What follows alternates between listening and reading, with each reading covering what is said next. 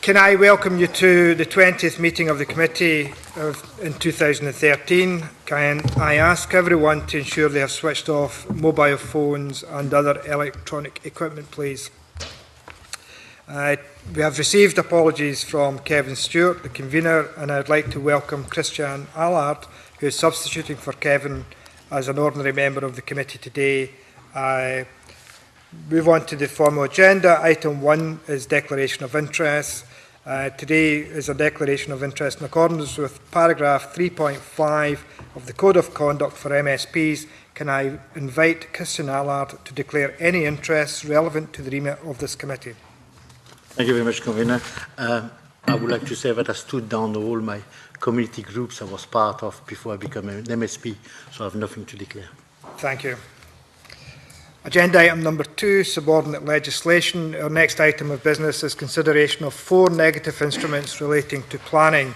These are the Town and Country Planning Control of Advertisements Scotland Amendment Regulations SSI 2013/154, the Town and Country Planning Development Management Procedure Scotland Regulations SSI 2013/155, the Town and Country Planning Appeals Scotland Regulations SSI 2013/156 and the Town and Country Planning Schemes of Delegation and Local Review Procedure Scotland Regulations SSI 2013/157. Members have papers from the clerk setting out the purpose of each of these instruments. The Delegated Powers and Law Reform Committee has considered each of these instruments and did not have any comments to make on any of them. Do members have any comments to make on any of the instruments? Are we agreed not to make any recommendations to Parliament on these instruments? Thank you very much indeed. Now move on to item agenda number 3, delivery of regeneration in Scotland. Item 3 today is an oral evidence session on our ongoing inquiry into delivery of regeneration in Scotland. We have 2 panels of witnesses today. The first is a round-table session with representatives from various community organisations. We have about an hour and 20 minutes or so for this discussion. It would be helpful if we could go around the table and ask each of our guests to state their name and the community group they represent for the purposes of the record. And I'll start with Robert. Young, and I'm from Community Links in South Lanarkshire. Good morning, Brendan Rooney from Healthy and Happy Community Development Trust, also South Lanarkshire, Cambuslang and Rutherglen. George Roberts, Chairperson, Whitfield Development Group, Dundee. Brona Gallagher, the Western Central Voluntary Sector Network. Isabel Dunsmuir, DRC Generations, and based in Scotland and Glasgow. Margaret Logan, member of the East Tenants Resident Group. Karen McGregor, I'm a member of the Kirkcaldy East Regeneration Forum and I'm also chairperson of the Tenants Group in the area. Vaughan Jackson, Coalfields Community Federation Director. Thank you very much. As the privilege of the convener, I'll open up with the first question. Do the community representatives find the current range of financial and other support offered to the work they do appropriate for the tasks they face ahead?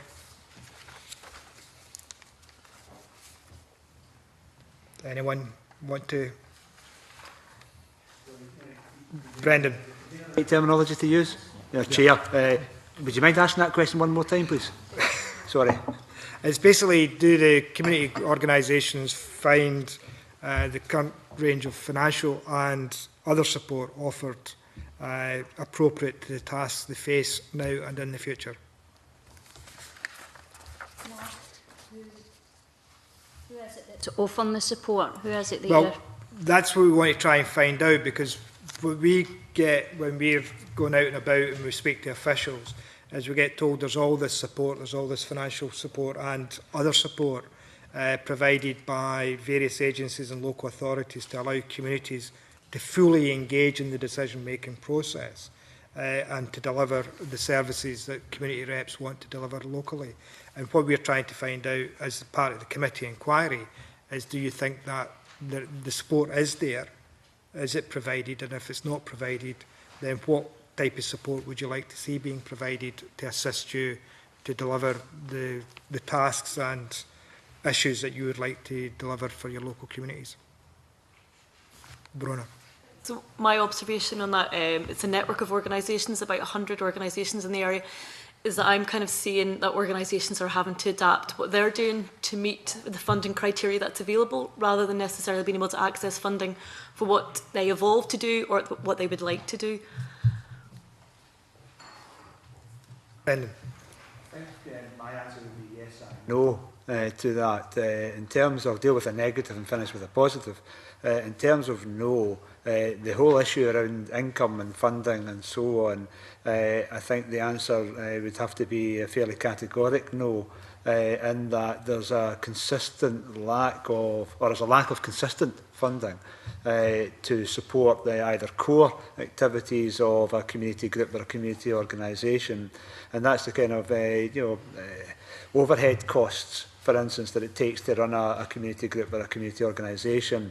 The year-to-year, month-to-month on occasions, hand-to-mouth element of financial support is not good enough. And there needs to be a far more consistent approach to a 3 to 5 year programme, which would allow community-led groups to develop capacity, to develop experience, and probably to generate another at least £3 or £4 for every pound invested from the public sector or the public purse. So in that sense, I think, unfortunately, the answer would need to be no. In relation to the sharing of skills, knowledge and capacity from public sector agencies and some of the work that we are doing locally, then yes, there has been very good support, and I can give examples at the appropriate point where that's that partnership approach has made a genuine difference to the regeneration of our most disadvantaged communities. John Pentland. Just a follow-up, Brendan. You say that obviously funding has been a difficult. Is that because it's not been, the funding has not been for an identified period? Has it been a year, 2 years, 3 years? Or has funding become more difficult because of the financial climate that obviously everybody now has to operate under? I think it's both, John, in my experience. Certainly in the financial climate, we have been fortunate, but it's a full-time occupation to generate income and funding from a wide range of different sources. And actually, the opportunity to communities are very innovative in how they can generate income, but they don't have that core support to properly do that. So for instance, in my community organisation, if we had consistent, our public sector monies are on an annual basis, and there are pretty low percent of our overall income. So it's difficult to create really other opportunities to generate income. We have for instance, if I can briefly give an example, and hopefully it will be of use, where we are physically located, we're right in the border of the Commonwealth Games, literally across the River Clyde, and you're at the Commonwealth Village, for instance. That's at the northern tip. At the southern tip, you've got Cathkin Braes, where the mountain biking track is going to be. So one of our local volunteers came up with the proposal, why don't we turn Cambuslang and Rutherglen into Bike Town? I think based on the health and well-being of local residents, they bring in communities together, but also from an economic perspective, let's have an annual cycling festival, let's bring some vibrancy back to the main streets of Rutherglen and Cambuslang and improve business and so on. It's a fabulous idea. The local paper ran with it. We don't have any money to develop it. So we had a food for thought event where we invited the council and NHS and politicians and local people to come together. There's real excitement about the idea. It came from a local resident. We don't have the money to develop it. And that's a kind of day-to-day feature, I guess, of trying to juggle. If we had a 3 to 5 year confirmed income, it absolutely would support developments of that nature. Karen, do you want to? There's only 5 years on our community members, and our problem is we don't have any funding. We have people saying there's funding available, and We don't have any funding. We only have one chairperson in the forum, and there is no driver. The community, we're the driving force behind it, but nobody's listening to us, and yet we're in the top 2% of the SIMD index. But unless funding gets put into our area, nothing's going to change. We're just getting further and further up the ladder. The inequalities are all there. The research has all been done. So why is the funding not coming to us? Why is it we've to go to meetings that most of the committee members don't understand the language that's being used. They don't understand what community planning is. We've got the ideas.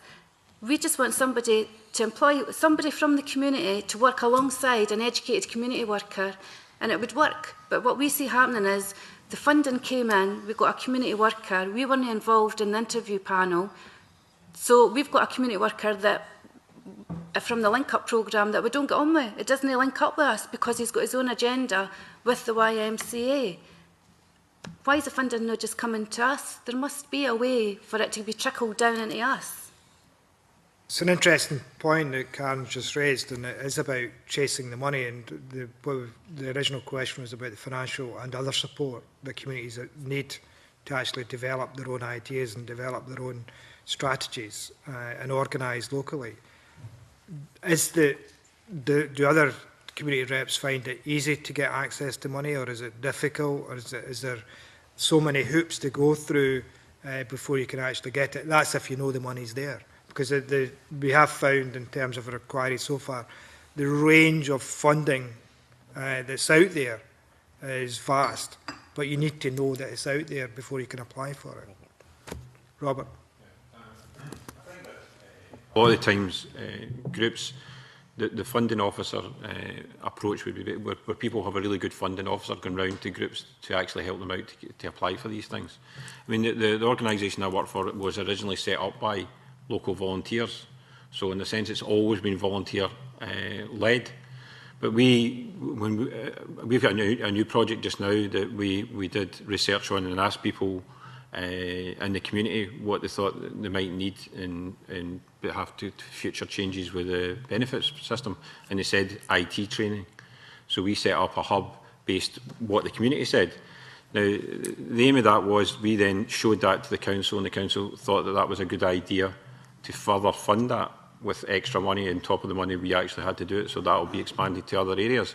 But the aim of this at the end is to hand it back over to the community. But I think what you were talking about earlier on is that a lot of the times when the community groups I've worked with as well is that if you don't have a good funding officer, and a lot of them don't know, a lot of the groups don't know how to get the funding officer, whereas organisations that are set up and organised like Brendan and ours have people that we can approach for funding. The council provide us with a funding officer to help us out, whereas local groups will be bypassed if they're at that level where they will be bypassed, and in the case somebody will be imposed on them even if they do get funding. I think that is a big problem. The community does know what's best for them, so why are they not picking the people to work with? You know, in our case, the people who picked the people to work for the organisation were the volunteers who worked in that area. They employed the staff. That seems the best model. That I would think that would be the best model. And as Karen was saying, it's been a huge problem for them. So maybe if they had actually been in the process of actually picking the staff they've got to work with, it would have been better. You know, what you would have done if you'd had the funding, what the community officer has done working with the YMCA, and if there's any value at all in what has been done. Our problem is we don't have a community hall, so we don't have a base to meet. That's our biggest issue, so we can't get other agencies coming in. We've got funding, no us, but the area got funding through the YMCA, and they brought in a link-up officer, but that came with its issues. The community worker had his own agenda, and he wasn't linking up. He was linking up with the YM and him, and part of it was funding as well. They were looking for funding for their groups.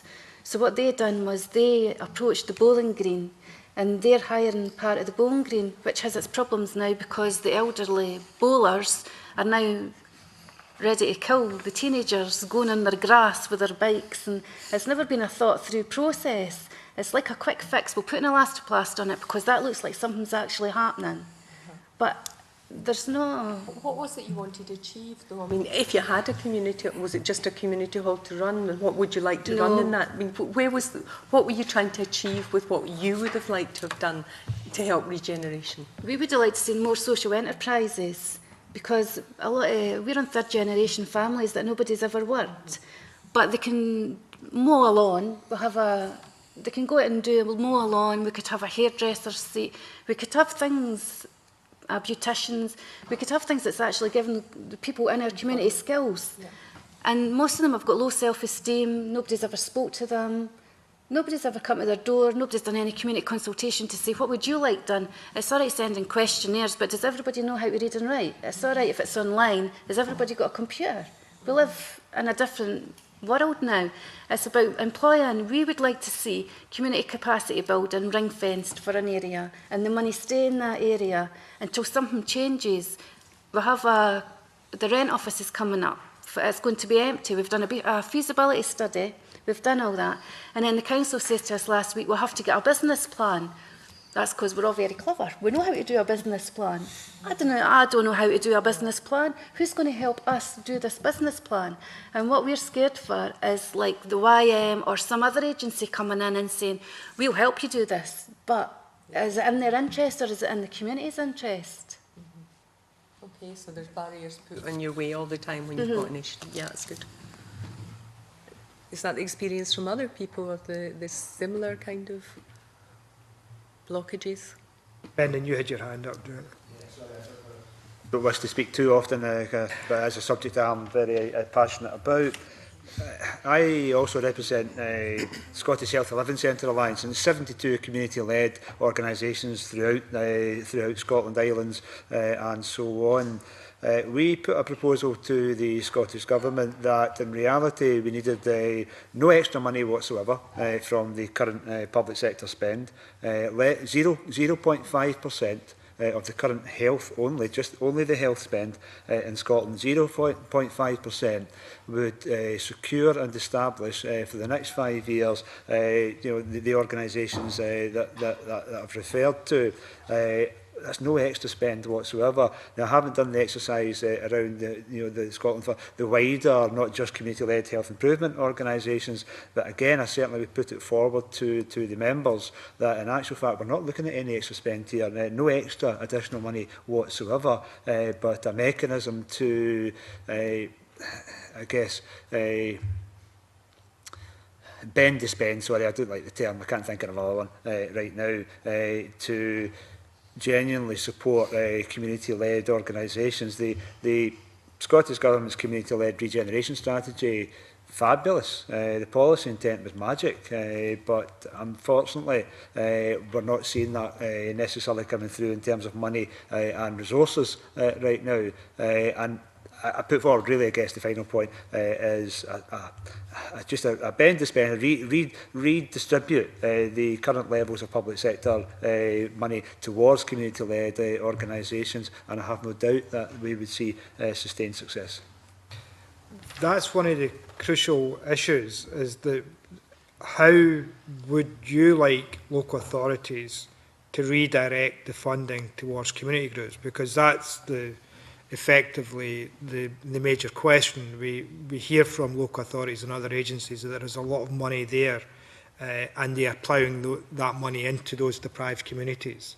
And we know we've got almost 50 years of government influenced financial spending in particular communities throughout Scotland. How do we get that situation where local authorities and others direct that money to where you think, and I'm talking about community representatives, think the money should go?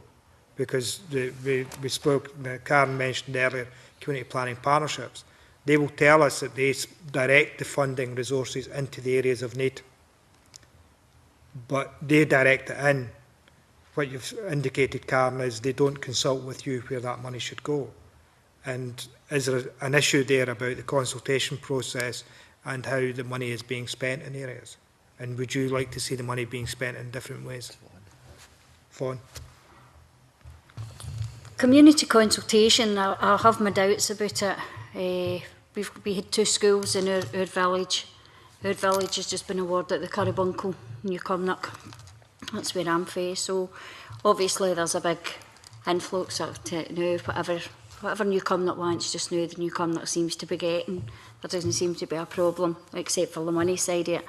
But as I say, we had 2 schools, and there was supposed to be a community consultation on which school would be the best to keep. The traditional school on the main street or the prefabricated school, 1970s style, flat roof, which was up in the middle of the village, which would have been an ideal place because you were the main trunk road. So your kids would have had a safer environment. There was a lot more green space round about it, which would have been better for them as well. So the combatant says no, the community consultation says that we have to keep the inn down on the main road. £10,000 later, I must add, that's all we've had in the past 10 years, is £10,000 towards our new school. Problems, absolute nightmare.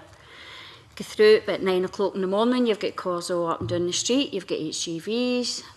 Luckily, just now, we're having to get the coal traffic going through, Scottish Coal and into liquidation, so we're having to get their lorries. But you can imagine what it was like when they were there. 3 o'clock, you just don't even venture down. Now, that is a problem that could have been solved if they'd have done the community consultation right and gave it out to everybody, not just the kids that were at the school, because it affects the full village. So they had to move all the kids out of that school, put them up into the other school, got all the repairs done, whatever cost that was, and then move them all back down. And all you've got is problems. And the school's been open for 6 months, broke down 3 times with the heating and different stuff. So it's a good practice. Vaughan, you said there that if they had have got the community consultation right, now the council, I assume, have said that you said that they carried out community consultation, and that was the results of the community consultation said that they wanted it in the school that it's now located in. What do you mean by getting the community consultation right? And does anybody... Everybody, no just the pupils and parents of the schools, everybody in the village, to look at the bigger picture and see, is it going to benefit us if it's schools down here, is it going to be beneficial to us to be up there? Safer environment, healthier environment. Look at all the bigger picture, no just what would be look the best because it's in the main street, and we've already got 3 derelict buildings in the main street, so that would be another derelict building. So it was just the parents and pupils that were consulted? As far as I know, I've asked different people in the community and they didn't take part. Myself didn't take part. So no other community group was involved in that process? As far as I know, there wasn't. Yeah. Stuart Stevenson. Just a heretical question, just to see what folk think about it, and maybe everybody can comment on it, if the convener allows. Given that many of the changes, and schools would be an example, are brought forward by a big institution, a council, who then do the consultation on their own plans, would there be more confidence in consultation if the consultation was actually led by community groups rather than by those who are proposing what's the subject being consulted? Now, I suspect I know what the answer would be, but it would be interesting to hear what the answer is and what the problems might be if the answer is what I think it's going to be. Convener. Take Vaughan in first. And as I say, New Cumnock's in the process of doing a community consultation to see what our goal would be for 2020. And we've had to get an incentive for the local hotel owner to offer up a night stay just to see if we can get these papers back in, door to door, even going back to collect them. And I done a survey myself a couple of years ago for the liaison group at our fun day, and people are just they're just no into it. The apathy's away there. It's just, East Ayrshire Council, no, they're the blame for the be-all and end-all. Whether it's their problem or no, it's just they'll get the blame. So they're not interested in filling them in. Hoping this time with the incentive for the hotel break will make all the difference, but it's yet to be seen. Going to bring Isabel in. All I was going to say is the impression that we've had over the years is there's a lot of apathy out in the community, and it has actually been done since community planning came into existence in the beginning, because they were seen as disengaging communities, destroying a lot of community groups, getting rid of where the community voices were coming from, deciding who should be the voice of the communities. Yes, that is changing, slowly and gradually it is changing, and there's a lot of work's been going on for the last 2 years to try and change that. But it's a slow process. What can be damaged and within literally a year is going to take a lot of trust to build back up again. You're talking about another 5 years before you're going to get the communities back on board. Robert, you had indicated. When you were talking about the consultation work we normally do in our area, we have a service level agreement with South Lanarkshire Council as well, and it is door to door. And that is the only way to do it. And you have to keep going round and round and round and round till you get all the answers. In the areas that we've done them and Brendan's done them as well, that is the only way you get to a true picture of it. But I think there is. I wouldn't say it was totally negative. We've had areas where consultations have been done, and the planning partnership has put in place things that have really changed areas. I mean, completely.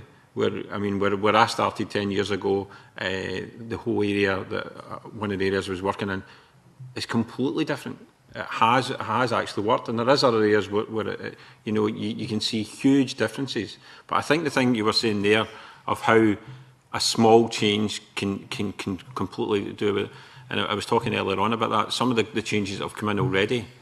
You can see changes happening in communities already with the small changes that the government's brought in with different things with the welfare system. That could be a big problem in the future.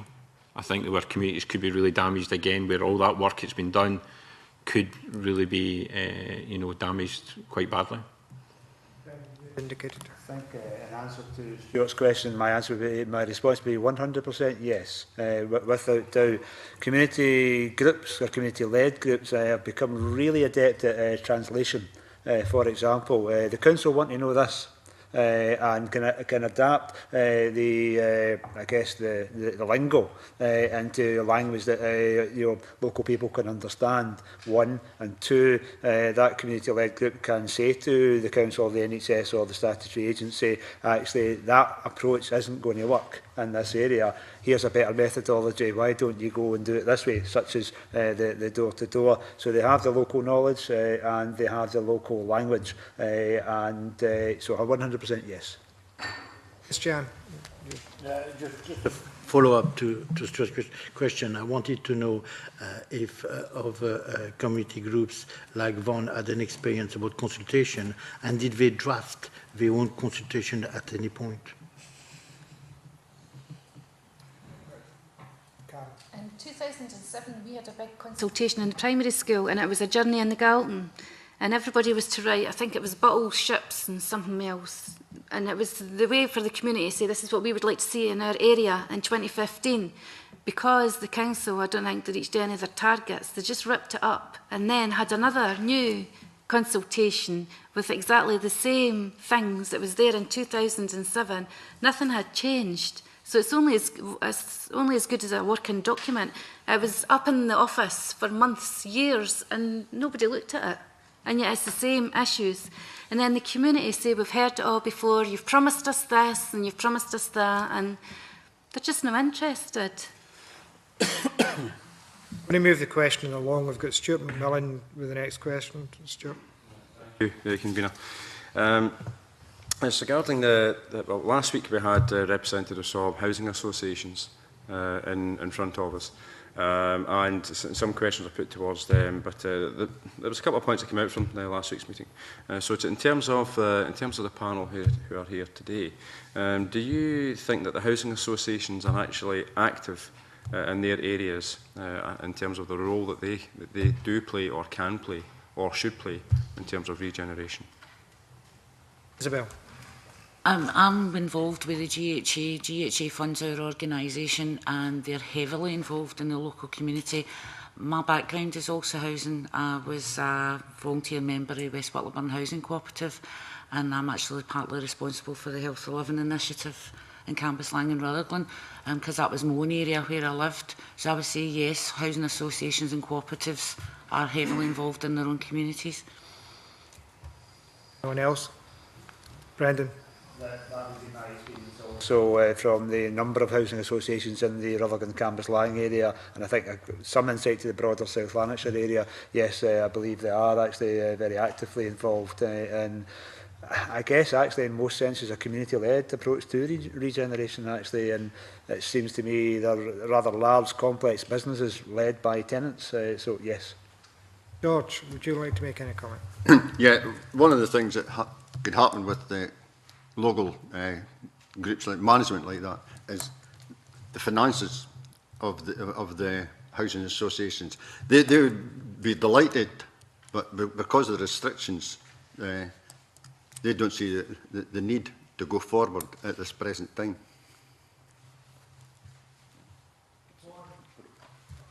Would you want to make any comment about, we heard from areas where there is large involvement in housing associations, particularly Glasgow and South Lanarkshire. What is your experience of housing associations in your own area, or is there any experience of housing associations? We don't have a housing association. We're in the middle of demolishing houses. Every time one comes empty, it gets demolished. Yeah, Karen? Ours is mostly council, but there is a small pocket of housing associations, but I couldn't tell you who they belong to. They're not invited to the table. So they're not directly involved in regeneration issues like they are in, say, South Lanarkshire or Glasgow? I don't think they've ever been asked. Right. Stuart? I think Brona, I think you'd indicated that you were... Yeah.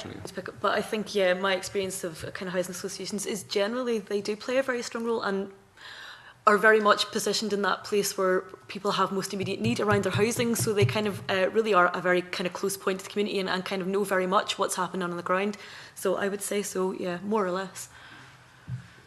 I'll pick up on certainly a couple of things that have been said, but also, but before I do, I'd like to pose a question to Robert as well, because in your answer to a previous question, Robert, you touched upon government policy, and I'd be keen to hear maybe a bit more in terms of housing associations and government policy, if there's anything there you'd like to say.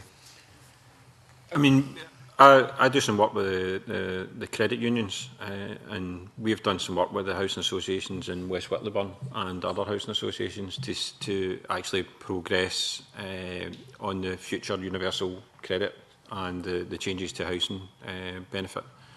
And we've found that they've, certainly with the credit unions, we've found that they've been very helpful in trying to progress that. Even to the stage, I think in East Kilbride, the credit union and one of the housing associations is actually doing a joint venture to build single apartment houses to try and solve one of the problems of people who have got multiple rooms with only one person in it, which involves the bedroom tax. But I've always found working with the housing associations through the credit union and through our organisations, certainly in South Lanarkshire, they're very forward-thinking. And I think the one in West Whittleyburn Housing Association has built many new houses to try and help that area to regenerate. So I think in South Lanarkshire anyhow, the housing associations have been very helpful towards that. Regarding changes in the future, I think that with the clients that we deal with from housing associations and from everywhere else, there is a denial of the changes that are taking place. They're still waiting for them to happen. I think if that's what you're actually to try and talk about. There is a denial going on out there that these changes that are coming up ahead are going to take place. People are still not really accepting them. I know that's a wee bit away from where I was talking about, but that's the experience I've had with the housing associations has been very positive involved in the regeneration. Stuart. I mean, housing associations tend to be very much kind of community-led organisations, and obviously with government policy, whether it's from the Scottish Government or the UK Government, also there will be effects upon things that they actually can do. But in terms of, I mean, you mentioned regarding the bedroom tax, will that actually have an effect upon communities in terms of the housing associations, in terms of what they actually can do? Will there be a negative effect in terms of what actually may well take place within communities as a consequence? I've no doubt that in the long run, the bedroom tax, I think I was speaking to you earlier on about it, as the fact is that already we are seeing people coming along who are confused why they're actually having to pay the bedroom tax. And I can't speak for housing associations on this because I'm not working in a housing association, but the group of people we already work with locally, you can see there's definite confusion with why they're having to pay the bedroom tax and what they can do about it, because in their eyes, it's not as if they can move, and if they do move, then they're getting taken out of their own community. I think that's the thing that Regeneration can, in the future, will have a problem with, is the fact is that if people are removed from their own community to go to one bedroom, say somebody's in a 2-bedroom flat and they stay in an area, and the other 1-bedroom house the housing association have is somewhere else, that's breaking up a community, and that's what Regeneration was all about, was building communities.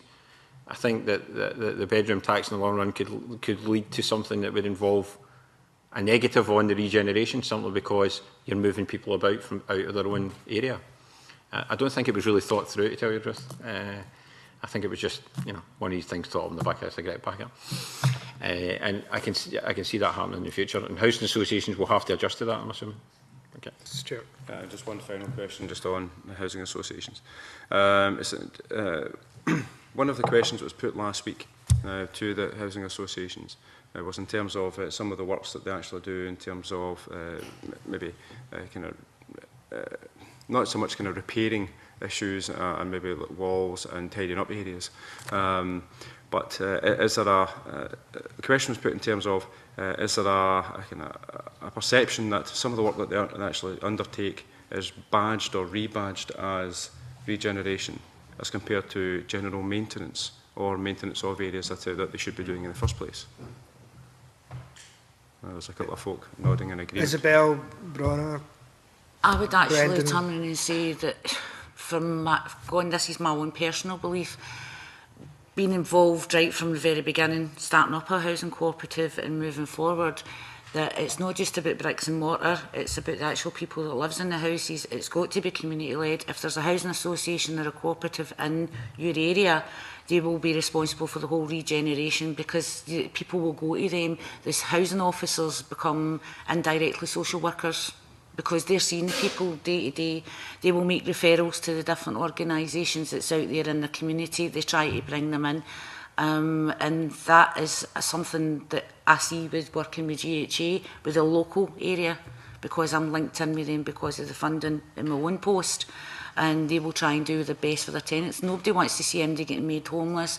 They want to try and make as best as possible to sustain that community as well as sustain the tenancy. So it is all about the individuals, but sometimes it does come down to, well, where do we go from here? And then they've got no other alternative but to evict. So it's more than just bricks and mortar and maintenance. To me, GHA, any other housing association are key individuals and key players in whatever's going on in sustaining communities. Bronner. Yeah, I think my kind of general comment on that is housing associations are extremely important, but we need to avoid the danger, if the housing association is there, that all attention is focused on them as the sole community anchor organisation. If other organisations are in the area, then the culture should encourage collaboration and encourage them working together, rather than the preference of one over the other, particularly when it comes to funding or resources. So that would kind of be a general comment on that. George, you want to comment? No, one of the reasons I wonder why they demolish so many single roomed houses in the communities. I don't know but they demolish quite a lot of there, and then they turn and said with the bedroom tax, you have to go into single roomed accommodation, and there's nothing there. So you defeated their purposes. Brendan, do you want My experience of local housing associations, Rutherglen, Cambuslang, but the Bun and a few others, is that no, they don't. They separate out the core services of maintenance and so on, and separate that out from their wider regeneration work. So I think there's quite clear distinction and positive action. I guess I do wonder though, if we link it back to your previous question, the impact of welfare reform and other pressures. I know they've got pension crisis potentially looming and so on. Might that actually lead to the potential blurring of the core maintenance type work versus regeneration? And if they're really, I think I wonder if the housing associations now have to go through a period of focusing on consolidation or survival rather than on regeneration and wider services. That would be a fear. Move on to the next question. Anne McTaggart. Thanks, Convener. I know we've just spoke about one of the kind of mainstream services as housing associations, but could I open it up? What kind of service or what kind of experience of the mainstream services do you have within the community? And that could be like how that. Well, we've just done housing. That could be education, social work, other police, other services that are within your community. The mainstream services. How do you? What's the relationship? Karen. Many outside agencies coming in because we don't have a base. We don't have a place to meet. So it's difficult for anybody to come in. What we need is, in another part of Kirkcaldy, there's a cottage, and it was purposely built so that people could go in, they can get access to NHS, needles, they've got a nursery, they've got a father and gardeners scheme going, they've got a lot of things going, and I think Regeneration is very good at painting walls and fixing gardens, but there's no really fixing what's behind the closed doors. Families are broken down, they've got antisocial behaviour, and children are being brought up thinking that going around in the park on a moped is fine because that's what their dad done, when in reality that's no fine. And we're trying to get agencies to come in and try and change this behaviour and say, look, if you want to go about in a motorbike, why do you not learn how to fix a motorbike? So we tried to get a bike thing up and running, which we've managed to get the bike thing up and running with the YM, but it's not been that successful because the boys are going, but they don't know where they're going at the end yet. They thought they were going to get a certificate that they could maybe get into college and everything. And it's just the barriers. There just seems to be, we come up with ideas, we'd like to see this bike thing, they got it, but they didn't think it right through to the end. They didn't put an action plan in. They didn't write down, look, this is at the beginning, we'll get so many kids from the area, we'll give them the skills, we'll give them their city and guilds, and maybe 2 or 3 of them will then go into college. And to be fair, the only way to get out of poverty is through education and work. And we know the answers, well, we think we do, we just don't think anybody's listening. Brendan. A really good example, if I can. The Burn Hill area in Rutherglen, which statistically, looking at data zones, is the most deprived area, second most deprived area in South Lanarkshire. It came from, it had been described as the land that time forgot. And certainly from an agency, and include community and voluntary agencies in this, they really, they had to, I think, probably hang their heads in shame, actually, because they left this area really in a very, very poor state indeed.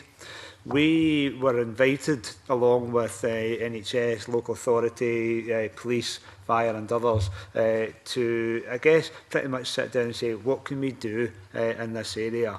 And we advocated very strongly, well, let's go and ask the public, let's go and ask the people who live there what we can do in this area, which we duly did. So we went through, we constructed a consultation exercise where we asked NHS, local authority, fire, police and so on, what kind of information do you need?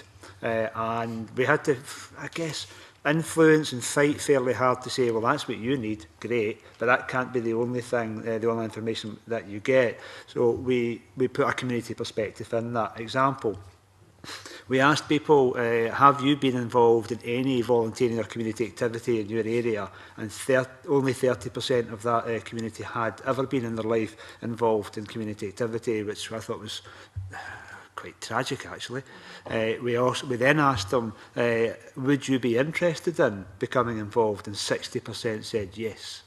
Now, we thought that was singly the most important bit of information that we could build on, and that has been built on. Now, it has been absolutely a positive experience in terms of working with council, in terms of working with police and other statutory agencies. So there is a residents' action group. There's been community lunches, there's been the community clean-up days, the council officer has been the gatekeeper and access to council services that we would never have got access to, never. And I have to say, the most difficult experience is getting to the right person. once you get to them, they're always helpful. They're always very, very helpful. And that community officer played that facilitator role. So there's a parent cafe, there's an employment group, there's a whole range of things. There's now 2 youth groups, one for, I think, the kind of 8 to 12 and 12 to 18. None of this activity existed in that area and hadn't done for an awful long time. I have to say in credit to the statutory agencies. They've been fully supportive of the process.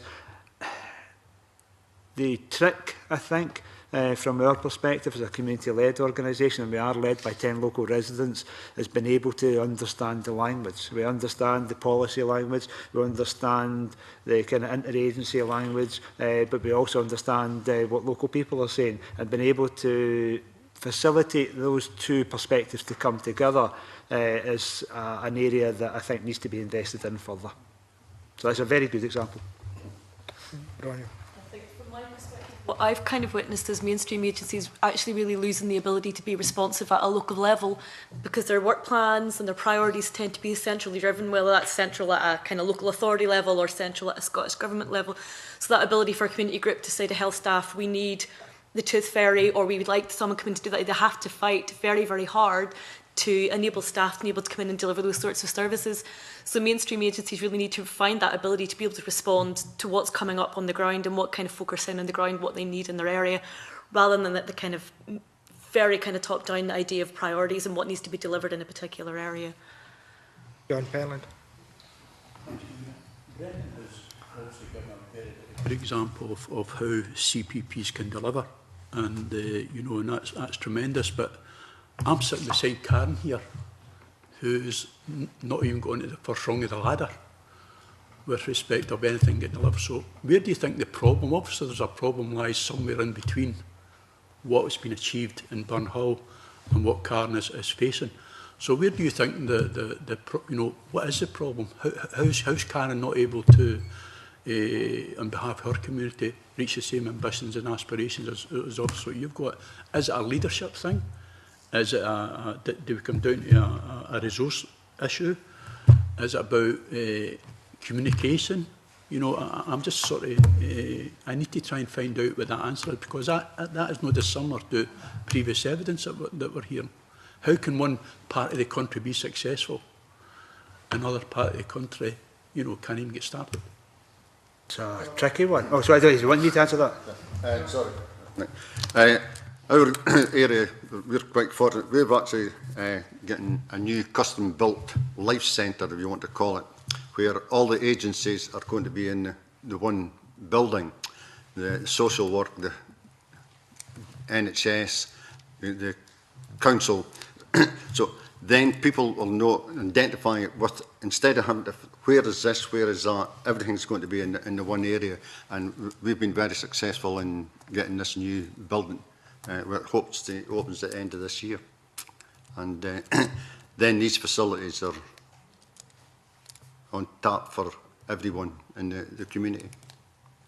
George, just on that quick, the response you gave there about the Life Centre, could I ask, who's going to own, manage and operate the new Life Centre? It's a council operated one, but there'll be a management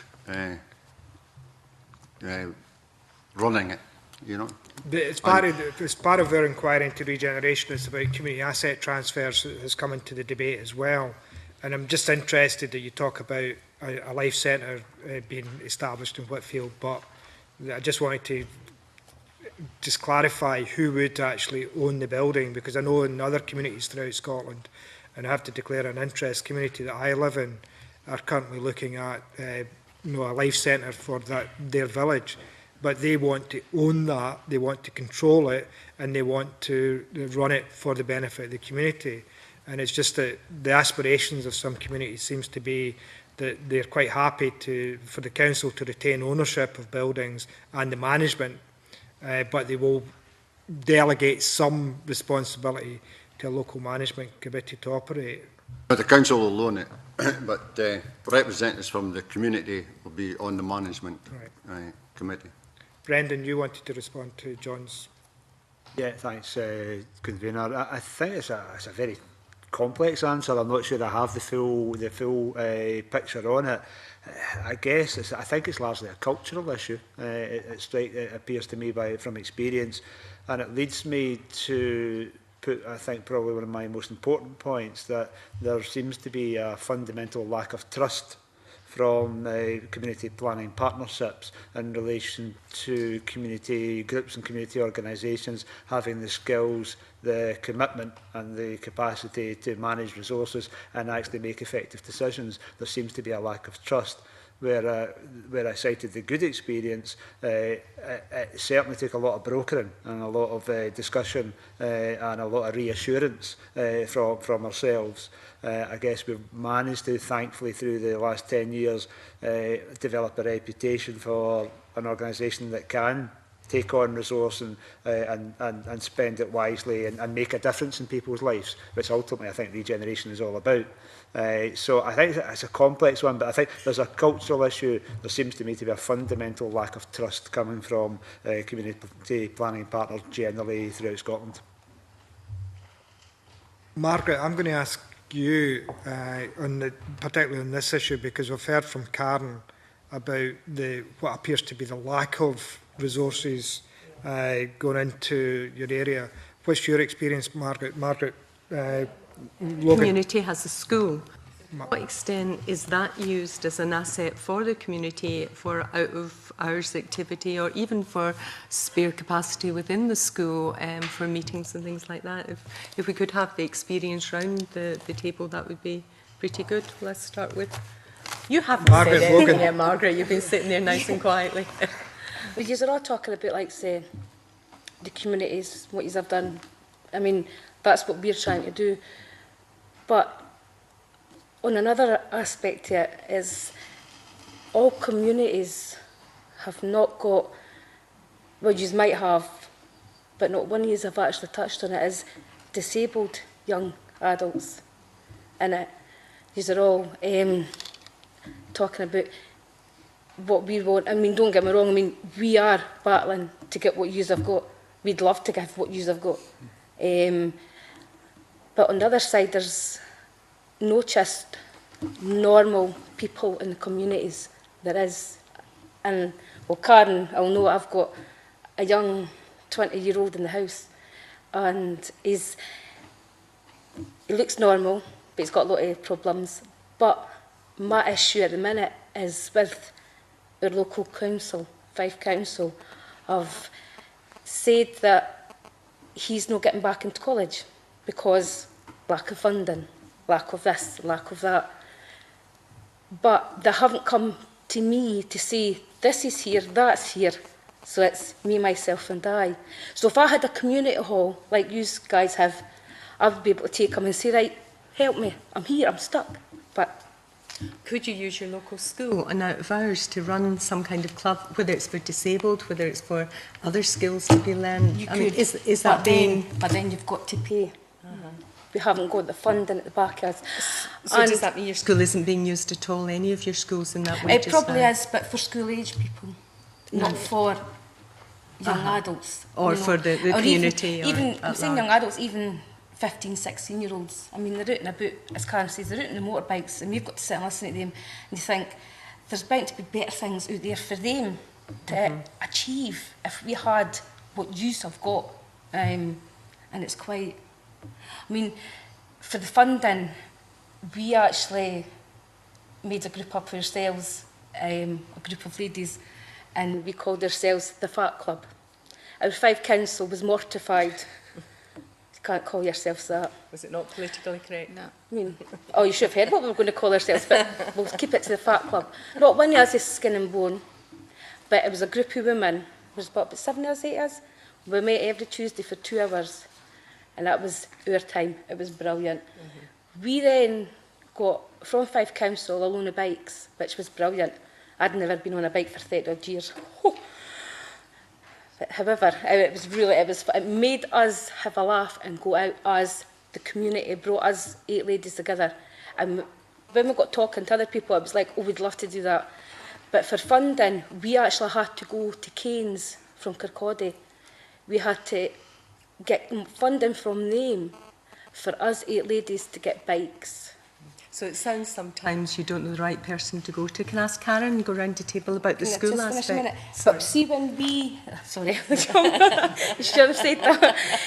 We then, me and Karen got asked to go to Diamond-Earth. It was a cycling walk-in conference. This is only my second conference, and I just thought I wouldn't be able to do it. But see, when we got there and we went on stage and we told them what we had, see, afterwards, we got offered 2 loads of bikes, 2 loads of funding. And do you know that Fife Council were mortified because we were approached, and one of the fundings was only a stone's throw away from our local doors. It was in the YM. It was in the YM. With the and link-up Fife officer. Council did not come to us to say, we have got a pot of money here, we could get used 4 bikes to start with, and then we can build on. So the government, the local government's kind of doesn't like me in coming means because we seem to get a lot done. But we'll try to anyway. So it's quite, and as you say, for schools, it is a lot for people to come out. It's child issues as well, because there's too many young children having children. But the school is an asset to use it that way. It doesn't sound as though it is. Is that your experience too, Karen? That isn't really used for out of hours It's generally? too expensive to use. One, the It's St the Andrews, lets. the high school, it has a community facility in it for 5-a-side football and everything, but it's no local people using it. It's people coming from outside using it. We did get on the slide the use of the gym hall. That's how we started the Fat Ladies, but we didn't have to pay for that. Somebody else is taking over and discovered that we're using the gym hall, and they're like, well, why are you here? Why are you not paying? And we think, well, it was there. Why no use it at the end of the day? The primary school teacher, she's very keen for the school to be used, but she has issues who's going to open up the building, who's going to close the building. We've got the local office that's not used at night, which could be used. It's got a meeting room in it, so it could be used at night and out with hours because it's only open 3 days a week now. But it's the issue, who's going to carry the keys? Who's going to have access to the keys? Can we actually trust somebody in the community? Because we're all bad when we live in a disadvantaged community. We might rob the place. So it's a trust issue as well. There is places that can be used in the short term, but for something to change in our area, we need every service in to change the way people think, the way they're bringing up their kids. Some people won't change. We know that. They just don't want to change. But unless it's not brought in, nothing's going to change. We're just going to stay in the top 2% of the SIMD index. And people in our area, they just think they're living in a bad area. They don't know they're actually living in poverty, and there's a great big huge world past this wee area that they never go in, outside, because they've not got the money to go. They didn't have the money to go abroad to see different ways of life. They didn't even have money to come across to Edinburgh to go to the zoo with their kids. So something it is. Yeah, okay. Other experiences? Just as I say, we've got a new, definitely is a community asset at our school. It's absolutely brilliant. I was invited along to the open day, but you couldn't afford. There's no community group could afford to use it. Absolutely no. And I brought this up at a planning meeting, and I said to him, you give the community groups money for the lights and different things. I said, so why not just give them it free? Saves you a lot of paperwork and saves us a lot of hassle. But no, it doesn't work. It's keeping somebody in a job if they've got to do the hall lights and all different stuff like that. But it's an absolute, it definitely is. It's state-of-the-art school. It's beautiful. So, and being another hat aware, the age concern group, we're just not even using our community centre this year. We'd love to go to the school and have our social evening at the end of the year, but we can't afford that. So we're going to have to go to our working men's club and go there and have our social evening, because community centres that run down now, because it's one of our buildings that's up for the asset transfer. So it's just it's not viable for us to use the school. I wish we could. I definitely wish we could, but no. There's no way you could afford that. Seems pretty short-sighted. Yeah. Other experiences in South Lanarkshire? I'll go back to what the convener was asking about a hall. I'll give you an example. We're actually using the local hall, and the local hall is owned by the council, but it's actually run by a local committee. and it's got its own gardening facility which gives out vegetables and flowers and so forth to the community. It's got its own groups that are much reduced rate. They've also got us in there now a cost, but we help them out with IT for training as well at night, and a night class we run for them. So it's a kind of quid pro quo with them. The other thing, the problem we're having at the moment is that a lot of the councils are switching their letting out to trusts, which is becoming more of a problem because they do have, and they have to account for the cost for buildings, so they actually have to make a charge. The community-led one can make a charge, but it's obviously up to the committee how much they charge on that. So committee-led ones, where the community are the better way to do it. What Anne was talking about earlier on was when you were talking about how much influence we have. As I say, ours is a community-led, and all the board members were originally people like yourself who were in the community and all the rest of it, and they all sit on boards run or different committees run by the council as well, so they have their say. I know it seems completely different, and I wish you would actually come out to see both our own organisation and Brendan's organisation to see what you actually can achieve. But the council, I mean, for all we criticise what goes on a lot of the time and the rest of it, the council has been a huge help in South Lanarkshire with the organisations, and I think because committee members are actually on the board, that does help. But I think if all community resources, like leisure centres and that, had a committee run from the community, then they would be able to take into account something that was going to be brought into the community was going to benefit the community, then those costs could be drastically reduced. Not just a blanket £10 an hour, you know, where they actually have to be able to look at it. But I think the thing that a lot of councils are switching over to trusts in areas could be a big problem, because they are separate from the council in a sense. I guess I'd like to make 2 points if I can. Can I reassure Margaret Logan that of the 130 volunteers we've got actively involved, many of them have disabilities and of all ages as well, so I completely understand your point, and you're absolutely not alone there. In relation to response to your question in relation to schools, if I can come in as a resident and volunteer within Cambuslang and Logan, I'd like to answer it from that perspective, because I haven't sought the views of my organisation, so I don't feel I could represent it properly. I think my response would be pretty categoric on this one, that the need to build new schools, I accepted. The need to use community land to build those new schools, I had difficulties with. Those who are responsible for making the decisions not to make those new community schools built on community land accessible to community groups at an affordable rate or no rate should be ashamed of themselves. I have a picture on my mobile phone, if any of the members are interested, the day after the first Saturday after the Olympics, when we had all the euphoria over how good it was. I walked outside my back door and looked at playing fields where there are a number of football playing fields, a number of tennis courts and various other things, and there was not one child or adult utilising those facilities, not one. And why? Because they couldn't afford it. I was delighted when my oldest son phoned me to say, "Dad, the Janny's thrown me off the pitches, but I'm not going." I said, "All right, okay." I said, "What's happened?" He said, "Well, he told us we need to pay." And I said to him, "Well, this is community land, so I'm not paying." I said, "Well, good on you, son." He said, "What's he doing?" He says, "He's getting the police." I said, "Okay, wait till the police come, and when they arrive, say, 'Thanks very much, I'll just go now.'" The point being, in actual fact, community schools in our area are not affordable or accessible to local groups or local people. It's not good enough. Absolutely.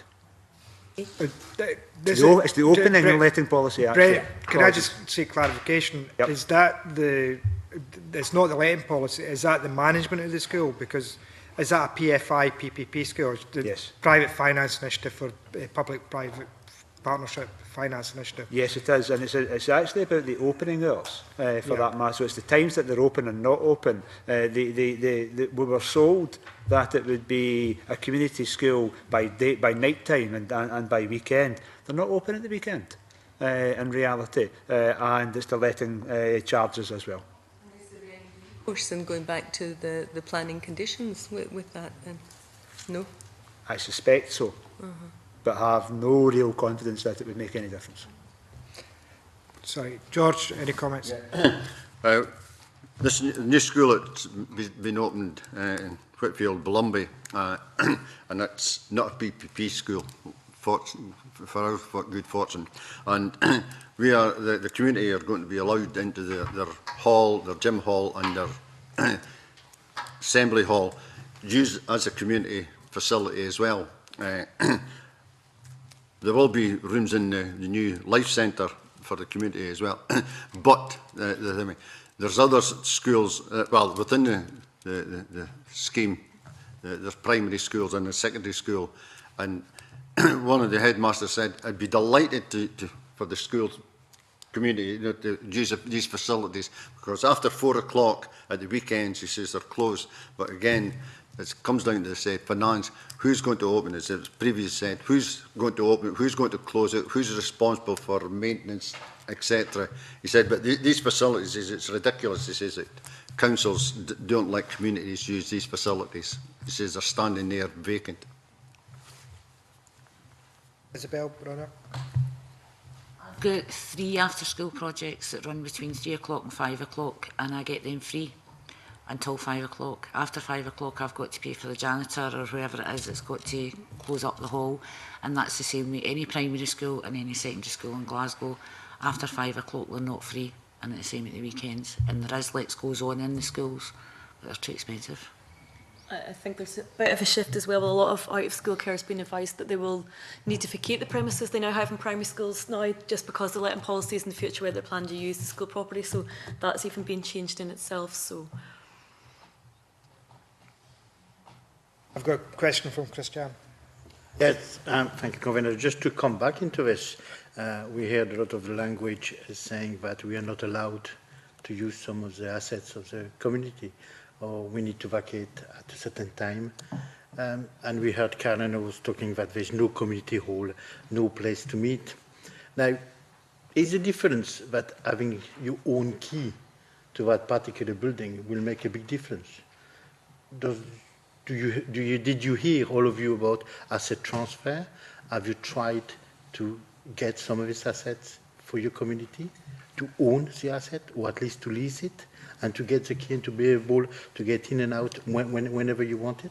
And maybe instead of going to see your local council or any other agencies to their own place, telling them to come to you?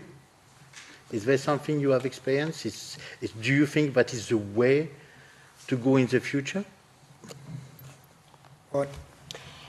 I've just recently, well, I've had the premises for last January, but I've just recently secured the funding for the railway station at New Cumnock, which is no council owned, between Network Rail and ScotRail. And I've been in there, as I say, for last January, and I've not paid a penny for anything at all in that place. They're bending over backwards to help. As I say, I've just secured funding for the ScotRail Community Regeneration Fund and for Railway Heritage to make it into a cafe and a youth hub. And the youth hub is just something that's been crying out, 14 to 17-year-olds that are just looking for a safe place to go that's not going to cost their family any money. New Cumnock's got lots of groups and clubs and different things that go on. They all cost money. And then come 14, 15-year-old, they don't want to wear a scout uniform, don't want to go to the BBs and have to be regimental and do stuff. They just want a safe place to go to do their own thing. And in looking into all this, and it was actually through being a judge with Scotland, Surf, that I picked up in this, and it was different projects that I visited. And they were working with the youths, and it was getting the youths in for the very beginning and letting them see, right, we've got this room for you, what would you like in it? How would you like it designed? And letting them take a wee bit of ownership of it. And when I turned that back to my own community, because I've always worked with the youths, and they were like, that would be great, that would be brilliant. So because I've done that, and we've got the funding, I'm thinking you've got all the different outside agencies that are all coming to me. they're coming to me. We actually had a youth meeting in there, and we've got the local councillors and 2 members of the hierarchy in the council come along to it, which is really brilliant of them. And we've got the youth leisure facilities, and well, it was community action, but now it's vibrant communities. They all came along and we discussed what we could do for the youths and what was happening, and it's absolutely brilliant. But as I say, it's no a council building, it's a ScotRail building, so I don't know if that makes a difference, because I know trying to, as I say, we've got quite a few buildings in Newcombe that are up for the asset transfer, but they're all big buildings. They're all big buildings for a small community group to take on. It's quite a bit to make that sustainable, and I think that's what puts a lot of wee community groups off, especially just now when you're funding. There's funding out there, but every single one's all getting cut, and they're different. I was at a big lottery funding thing yesterday, and it's the criteria is even moving within it. And they're looking for not just a long-term lease, they're looking for you to own the building. To take that on for a community group can be quite scary, because then at the end of the day it's coming for the local authority, and then it's coming to them, and if it doesn't go right, it's them that's get the blame for this building sitting there empty or it's not working. So I think it's a big responsibility onto the community to take on some of the asset transfers that are going out in different communities. Brendan. Speaking too often, convener. I think yes, it is definitely part of the way forward, asset transfer, and I think it goes back to Karen's point, and I think Vaughan touched on it there just now as well. I think where community planning partnerships and other national agencies could help community groups is to equip them and train them and upskill them and support them. That business plan that you talked about, Karen, for instance, a business plan doesn't have to be that difficult. It can be actually relatively simple, but I think where community planning partnerships could actually support community groups to develop the skills and the knowledge and generate the money and all that to actually take on that asset transfer. So I think that actually is where the support could be offered. Karen. Quality as well. We've got certain parts of Kirkcaldy that have 3 community centres. We have none. Absolutely none, and we get overlooked, and sometimes it's because the people that's got the 3 community centres, people all vote there. They'll go and they'll annoy their councillor, and just because the people in our community don't annoy their councillor, they probably don't even know what a councillor is or what their role is, because nobody's ever explained it to them. But it's about equality. It's whatever one area is getting, it should be fed into another area. We shouldn't have to go and say, look, how do we actually get a key to get a community hall and then bring agencies in? Because it seems that once you've got a property or a building, the agencies come.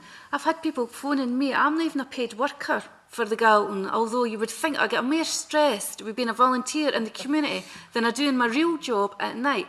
I work 12 nights on, 2 nights off. I only get 4 days off a month on rubbish wages working for the council. If I need to come to a meeting at night time, I have to take unpaid leave or I have to take a holiday. I'm not prepared to do all of this. Most of the other people work in Asda's on minimum wage. Well, big profit, the shareholders take all the profit and we're just living on the scraps. People's not motivated enough to go and do a business plan, to attend board meetings that are constituted, that you need a chair, a secretary, a treasurer. People's not interested in that. People aren't interested in having a cup of tea and a biscuit and saying, you ken it would be off you get if we had a community centre. Old Mrs Brune down the road's never seen nobody for months. Mrs Brune will probably be dead by the time something comes along, because there's nothing for the elderly. There's wee drops of agencies coming in, but it's not enough. There's a youth club for 45 minutes a week, but in another area of Kirkcaldy, they've got a youth club every night. It's about people saying, you know what, that's no fair. It's about equality. What's good for one should be good for the other. Any other comments? Rona? Yeah, I think probably just to pick up a couple of points, asset transfer is a great idea in principle, but the practice is there needs to be a massive capacity building, and it's not just handed over after a year, possibly working with people to hold the capacity, recognising it needs to be sustainable, so funding support isn't just withdrawn as soon as you get to a point. Core funding and grant funding might be needed for many, many years, and also the state of some of the facilities that people might inherit is they're going to need to be invested in as well. So great idea in theory, but there's a lot that needs to go around that, so people aren't just set up to fail. Thank you. John Pentland, the next question. Thanks, Convener. We've heard some good examples, I think, of CPP. I think Brendan highlighted one there. We've also heard, where we don't believe that CPP is working. Can I maybe ask the rest of the panel what your experience is of CPPs and how realistic do you think they are? And I think, I do follow you on Twitter, Karen. If I could just maybe make one of your comments. Do you think that community empowerment only occurs when local people lead the process of taking power and control over resources? Is that me? That was if you're intelligent. Maybe Robert could start. Give you time to think. I think, Brendan, we're both from South Lanarkshire, so our experiences of the CPP are very similar to each other. So, I mean, our experiences, not always positive, but a lot more, certainly a lot more than what Karen is anyhow. But I think that it has to be community-led. And as I say, our organisation was community-led and still is. And that is the only way that they will listen to you. If you actually have an organisation but is led by a community, they will at least listen to you. You will sit in the committees and you will be able to get your point across. But there has been very positive things as well as things that we could obviously see could be done better, but there has been a lot of positive. So do you then think that CPPs are working, or do you think? No, I don't think. I think sometimes you feel as if it's just going up and it's like a rubber stamp, and Brendan was saying that earlier on. You go up and you just, oh, that's it done. But what feeds out of them can sometimes be of benefit to you. I mean, in South Lanarkshire we've got the Tackling Poverty team who deal just with tackling poverty, which was a good idea. It seems to work reasonably well, and at least you get board members from our organisation sit on it, and from that it feeds down into the community. So that's the way to make it work. Well, that's my feeling on it. That's the way to make it work. And if there was anything you could improve to make it work that bit better, what would you? I think it has to be more community involvement. I think that the thing is that you go to a lot of areas, and if there's no community involvement, then it doesn't work. Where you have areas where it does work, there always seems to be community involved with it. That seems to be the way to make it work. The community has to have an investment in it. If it doesn't have an investment in it, it won't work. Because, as Karen was saying, what they'll do is they'll say, this is what you need, they'll give you it, and then you find out that's not what you need, because you haven't actually asked the community or got the community involved with it. So do you still believe that perhaps the community... John, can we go around some of the other I'm just witnesses? sorry, No, you've asked, this will be your fourth question. question. Once I ask Robert the questions, then I would hopefully the panel would then answer each and every individual one that I'm asking. I would prefer Robert. if you directed questions to the whole group of witnesses, John, rather than just to singling out an individual witness. This is a panel round-table discussion, and some of the witnesses, and I know Brendan's already indicated that he wants to answer one of the three questions that I think you've asked, Robert. Brendan. I guess I have given a good example, and there are good examples, and I'm sure there are good examples around the country. I think there are examples where it doesn't work, and Robert's alluded to that. I would urge the members of the Scottish Parliament to rename the process. Community planning, I made this point over breakfast, community planning does not involve the community. There's an urgent need for agencies to plan together. That's what community planning is. There is no community involved in community planning, and I would urge the members to, I guess, acknowledge that and legislate, or not legislate, but make change in reality. But look to incorporate communities involved in a planning process. Communities are not involved. Do you have any response? Yes. Some of the times you think that the CCP is just a talking shop in one sense. The real issues are put at the bottom of the agenda, where they should be put at the top of the agenda. And at times that the relative points that are the most important points are the time that the meeting's coming towards a close. as much as say, get this overdone with, and these points are never taken on board. Whereas if you had more community personnel rather than agency personnel, then you may get some progress. Rona? My experience would have to be, it's definitely getting better actually, but it's a very top-down process. I can think of very few examples where an issue has come from the community to go up and to ultimately be addressed. However, it's a recognition of how big a shift in culture that needs to happen to go along with community planning, to get over the kind of idea that there's professionals and then there's community, as opposed to working together to say what are the issues around this. And I think that would probably be a message to the government, is recognising that that culture change process needs to be supported, there needs to be resources behind that, and there's a training and capacity issue around that for everybody involved so they can move forward together. Isabel? I would turn around and say, if you're going to make any change at all and it's within community planning, is make the community the lead agency, not the local councillors and the local authority, make the community the lead agency. But also, as part of it, is to drive it. And that's where it's not getting driven, they're actually reacting to what's actually going on instead of being proactive. And I think that needs to change. Margaret Logan? It's true what you say, Isabel, it's the community that needs it. I mean, don't take this the wrong way, but all the councillors are pen pushers. They're up above us. They're taking what they want, know what the community wants. And if they just stepped into our level, they would realise what we want. Karen?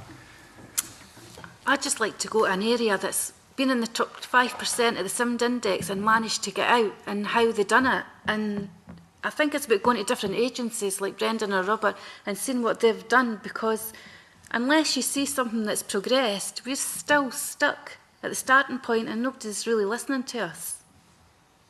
I just totally agree with Isabel. It's got to be community led. It's definitely got to be, the community's got to have the bigger say in it and know the other agencies. So there should be more community people sitting around about the table than outside agencies at it. Are there any other questions from Isabel? To add on that is that maybe if some of the head guys that's sitting up there actually come out and worked in the communities at the coalface for a month, they would then understand what everybody's dealing with on a day-to-day basis. Right. If there's no other questions, can I thank the witnesses for the way they've responded to the questions today, and no doubt will inform the committee in its future deliberations. The official report for this meeting should be available early next week, and we'll make sure the clerks get copies of the official report out to members. There'll be other issues, no doubt, that will arise throughout the future discussions the committee will have. Feel free to drop us a line or give the clerks a phone and let them know if you hear something that you'd like to comment on in terms of the future evidence sessions. Can I thank you all for your evidence today and suspend the meeting for 10 minutes.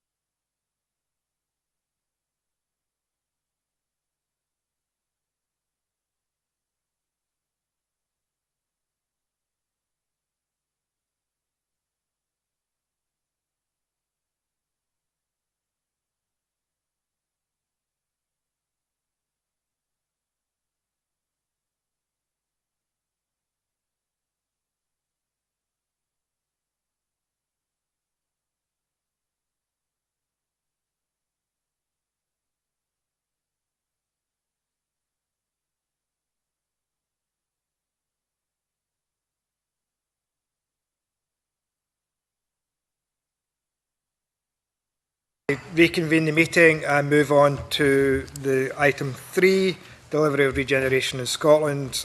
We now move on to our second panel of witnesses today, and I'd welcome Jackie Brock, Chief Executive of Children in Scotland, and Judith Robertson, Head of Oxfam Scotland. I'd ask the witnesses if they would like to make a brief opening statement. Oh, thank you, Convener. I've also had the benefit of hearing the previous session, which was very useful, so I'd like to just tie in some opening comments to my paper, but also some comments made earlier. I think the first point in terms of why have we asked you to consider schools as the hub for regeneration, you've heard very eloquently from the previous session. Schools should be considered as a community asset, not a cash cow. And they're not just functioning there for their pupils, they are assets. The buildings, the resources within them, teachers, IT sessions, etc., and also the land surrounding it, are community assets. We heard one of the speakers saying we yet to use it on the sly. Many parent-run out-of-school clubs are using these facilities out of school hours to basically often without permission and with the sort of benign sort of oversight of the leadership, of the head and school leadership, but it's actually not allowed. They wouldn't otherwise be able to use those resources because of the expense, and you've heard again that very eloquently. But I think the other point is also to think about, well, what is the purpose and function of our schools? Clearly at the heart of that is are the learning of pupils. But if we're really serious about thinking about the attainment gap in our most deprived communities for our children, if we're serious about thinking about childcare in order to get more women and men into the workforce, and also if we're looking at increasing the skills base of all our local communities, then schools again provide a powerful function for that, but they cannot do it on their own. They need to have resources, people, and access to funding and provision, and to be open to being able to provide a broader offer, not just to our pupils, but to our wider communities. And I think a third point is that schools have the advantage of being seen as a universal service, a provider that will not necessarily stigmatise. And equally, most parents and their school communities are passionate about what they can do to support their school and the ways in which they can provide that driver, if you like, for engagement. I think schools and their children's futures, it's an ideal way in to addressing some of the apathy questions that were raised earlier. But just a final point, I feel passionately about this, and I'm sure we'll hear from Judith about some great examples, but how do we move from fantastic projects that many of you will be aware of in terms of what schools are doing to regenerate both the opportunities for their children, but also the wider communities. But we have to look at sustainability of those projects. And I think you touched on this, Convener, earlier. You said that there's a range of funding available, but how on earth do we access that? We think there's a role there to provide a better opportunity for schools and their school communities to access the range of funding that's already in place. Equally, we think there's a considerable role there for CPPs. All of you, I think, have heard from most CPPs that say we already give out lots of funding and resources to various key priorities. But the point is they're not aligned, I think.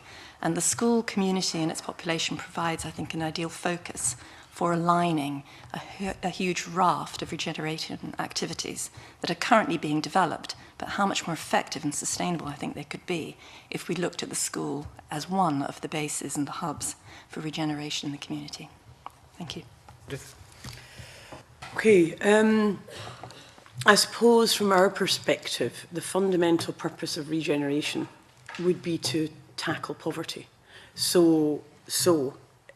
And if you look over the 30, 40 years in which regeneration has been a buzzword, a catchword, a way of government functioning, that's clearly not been a hugely successful process. We continue to have a large section of our population living in poverty, a lot of children living in poverty. We are very good at, we can name where they are. We know how to track how that poverty manifests. We're not very good, clearly, at turning that round. at transforming communities so that all individuals in the communities have the opportunity and the capacity to access whether it be employment, decent resources, services, access to community resources. And I think that's a real gap. And there's, in the most recent past, the community planning partnerships have been seen to be legislated to be the principal vehicle through which regeneration is delivered. And I know you've heard this morning, and I suspect you've heard, and I know you heard from some of the projects that we work with in Govan directly, some of the gaps and some of the significant and major gaps that those community organisations have in trying to relate to the CPP, influence it, indeed have any impact on it at all. And I think some of what was being discussed this morning draws out some of the reasons why. Certainly from our perspective, those organisations of whom we have the highest expectations in tackling problems that as professionals often we've failed to tackle, we expect them to engage in community planning processes when they've got no individual resources themselves to do that. So they have very few staff, they're working with volunteers, often those volunteers haven't got very much time, as you heard from the woman from Kirkcaldy. So I think, and that's a very common instance, and as I have seen, we expect some of the most vulnerable people in our communities to be taking care of some of the most vulnerable people, and that's not okay. So we have, and I'm sure you'll pull it out in the course of our questioning, and you've seen the submission, frankly, a raft of kind of options and ways, different ways of working that could transform some of those dynamics. It's not without its challenges, absolutely. And if I were to highlight two of them, one of them, I think, is that we have a culture, which was actually really strongly identified by the Christie Commission within local government, of maybe they didn't characterise it like this, but that's what we get back from the organisations we work with. It's not a partnership. It's a war, you know, where the, people see the community as in opposition to local authority structures. And they don't see it as an ally in actually bringing about change. That's a huge problem, and the culture within those structures of dismissing community members, not seeing them as sources of expertise, not bringing them into the table on equal terms, I think is very disabling, and something that actually mitigates against any kind of transformative change. Second side of that is that the resources that are actually available to communities to engage in those processes. We seem to expect some of the poorest communities to have, somehow, magically, resources to actually take and play a meaningful role in community planning partnerships. I mean, that's just, frankly, bonkers. It's naive, it's unrealistic, and clearly neither hasn't worked nor will it work. And in fact, as I've been part of the reference group of the Community Empowerment and Renewal Bill process, and there's been a lot of discussion about supporting some of the poorest communities in engaging more meaningful in community planning.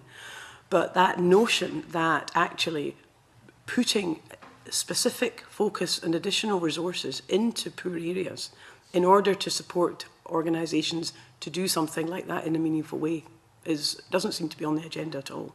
It's on our agenda. We've been very clear in trying to promote that, but a recognition that actually in poor communities we're going to have to do something different, because what we've done previously hasn't worked. So, I mean, there's loads there, but I'll stop for the moment. Based on those comments, should the regeneration, the key issue for regeneration, be focused in on tackling either the communities, I mean physical communities, and other communities who are currently in poverty? Because mention has been made of community planning partnerships, has been reference to the work that's been going on for 20, 30, 40 years in some cases, and sometimes longer. Do you think we are actually focusing and dealing in the regeneration agenda with the real issue of poverty?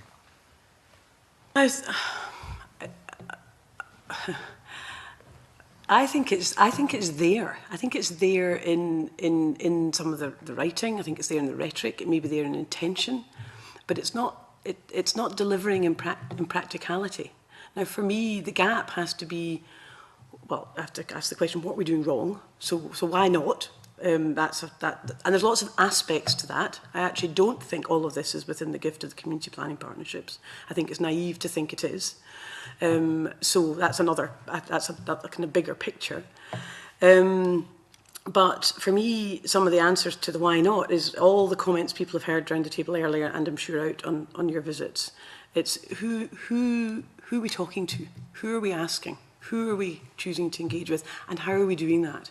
And is that being done in a way that generates trust, generates ownership, generates desire to contribute ideas and enthusiasm, time and energy? If it isn't, then you won't get it from community organisations. I mean, and why should they? Because most of them have got their own agendas. They've got things they're trying to achieve, and that's really positive. And some of it is fantastic. But at another level, when they're asked to go into processes, which often they do, they don't see them deliver for them. They don't see them deliver for anybody. And so therefore the enthusiasm wanes and people withdraw and say, and cynicism gets really strong. And so that's quite difficult. And I think it's a really difficult process to manage. It's not perfect. And in a time when resources are being extracted, and they're very harshly being extracted from some of those very vulnerable community organisations, that renders it almost impossible for them to contribute. So that's, for me, a real issue. So it's not that I don't think poverty as a focus isn't there. It's just that I don't think we have yet grasped what it's actually going to take to make that real or meaningful. Jackie, any comments? I think if you're going to agree that one of the outcomes of the regeneration strategy is to lift the vast majority of children out of poverty, you're going to need to look at, and schools have a key role in that. The story of Scotland's schools is that there are a small number of schools in pockets of severe deprivation, and I think all the issues that Judith has said in terms of the particular solutions for that need to be addressed. But one of our big assets in Scotland is our comprehensive schooling system, and therefore Scotland's school population tends to reflect our society. 80% of people doing pretty well, 20% of children in deprivation and on average free school meals. So you need also a national strategy, and I would say, very specific to schools, probably in their communities. But you need, if you are going to have that national objective of lifting all children out of poverty, then you do need to look at both the issues for schools, which are serving a very deprived population, but it must not be exclusive to those, I would argue. You have to tackle poverty and the issues that schools are facing in pretty much every school in Scotland.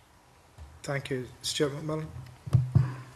Yeah, I'd just like to, I'm going to follow up the question that you posed, but before I do, the question's certainly going to be focused towards Judith, because of a few things that were actually in the submission from Oxfam.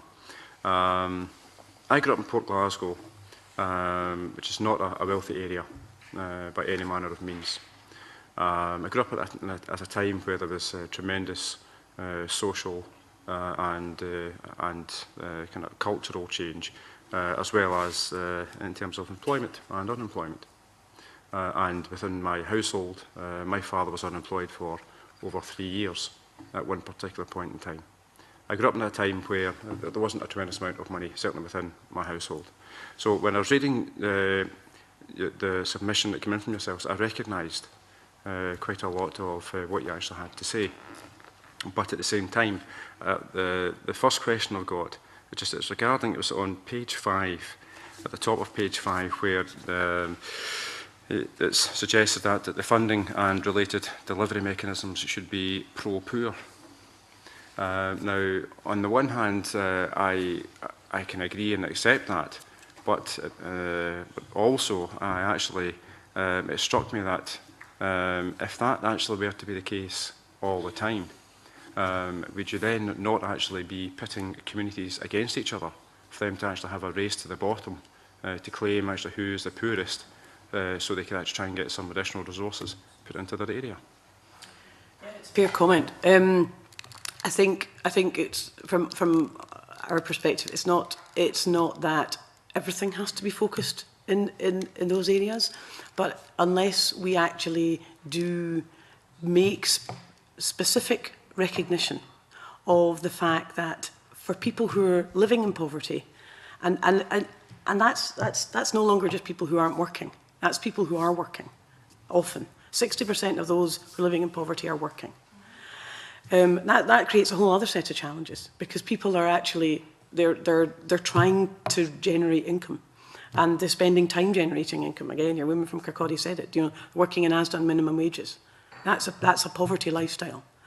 So we have to do something about that. Now, one of the things, and the Scottish Government's very positive about that, is a living wage. So you increase people's incomes. That's absolutely fundamental.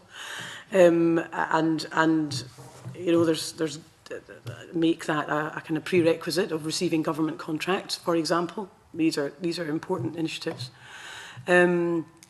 But if we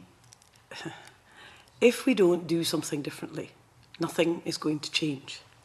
So, but we have to do it in a way that it's taking people with us, and it's engaging people, and people are actually able to say, I can recognise that me investing in this process is going to deliver something for me and my family.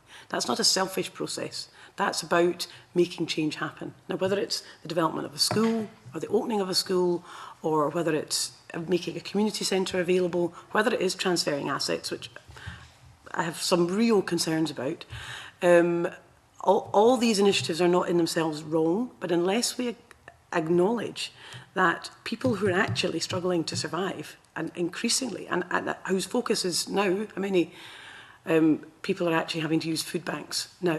Now, I mean, if you're in that position, your capacity to engage in wider strategic processes around the development of your community, frankly, is very low. So, but also the stigma that goes along with that is not something, is actually something which our public sector share. They emanate that stigma. So when people are actually engaging with local government or local authority or officials, Job Centre Plus, whatever, the people they're engaging with are actually treating them additionally badly because they're poor and because there's stigma attached to that. It's another disincentive to engage. So there are some real challenges in turning around those dynamics, and whether the resources go into. I mean, we did a report recently with Govan Hill Law Centre on the experience of the Roma community in Govan Hill with the Job Centre Plus in Govan Hill. Absolutely shocking. Desperate, institutionalised racism within that space. And what was actually happening to the Roma when they went in, they were being lied to, they were being abused, they were being bullied. A whole series of actual processes were happening by the staff in the Job Centre Plus to the Roma people, who are some of the most disadvantaged in Europe. So that's public sector workers. That's unusually extreme, but not unusual if you listen to the people that we try to are working with on a day-to-day basis. So that's what when we say pro-poor, unpacking what pro-poor really means is really quite important. Do you know, it's how do we change those dynamics? How do we make our communities and our services really support the people who are sitting in front of them? Nothing to add to that. Okay.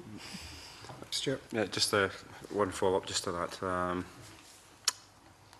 I accept and agree practically everything that you've said.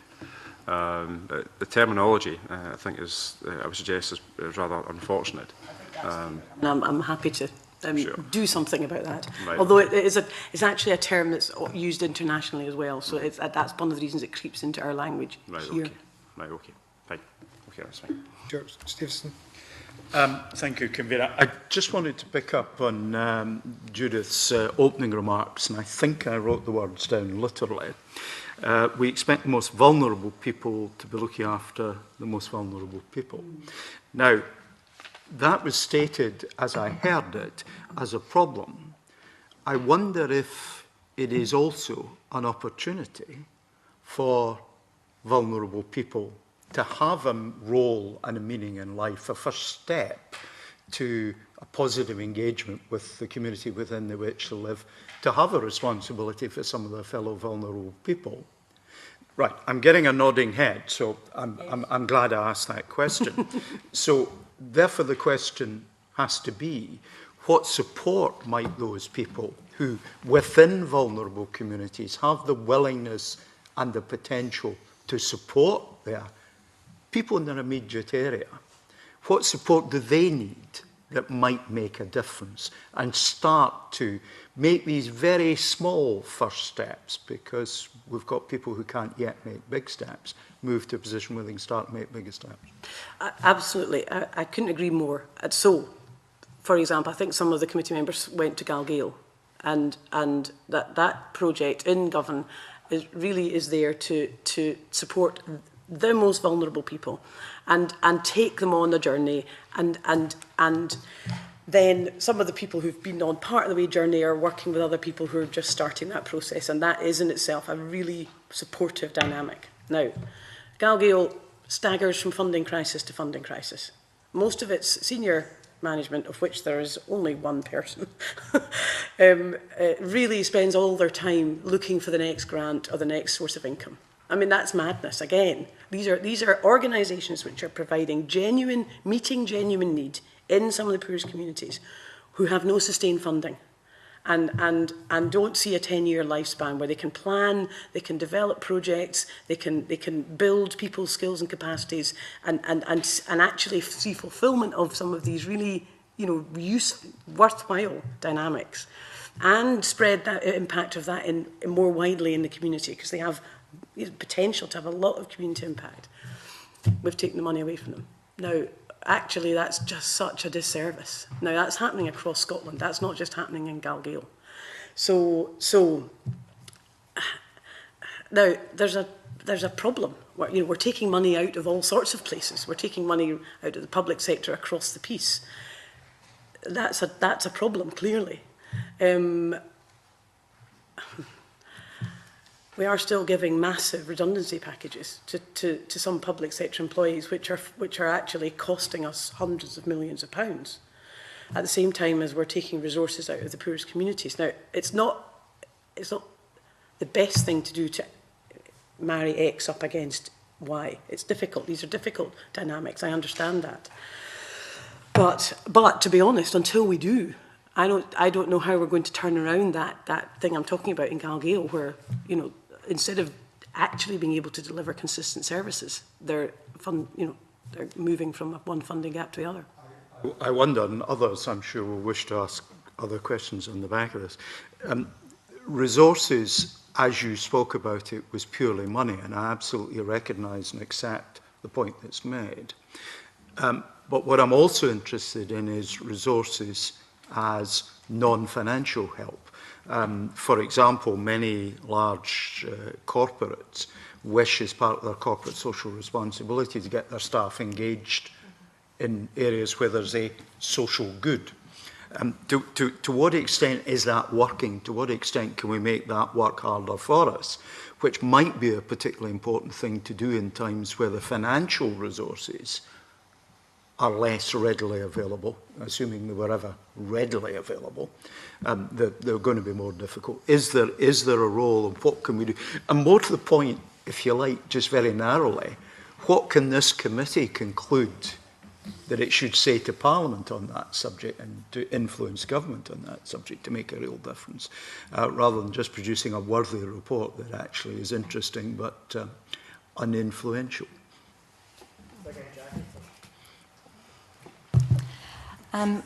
Thank you for the opportunity to answer that. I think it's really getting to the hub of the issue. If I could just wind back to your previous question in terms of, well, what in this context, the school context, what can the most disadvantaged communities in which their schools sit, what can they do to support each other?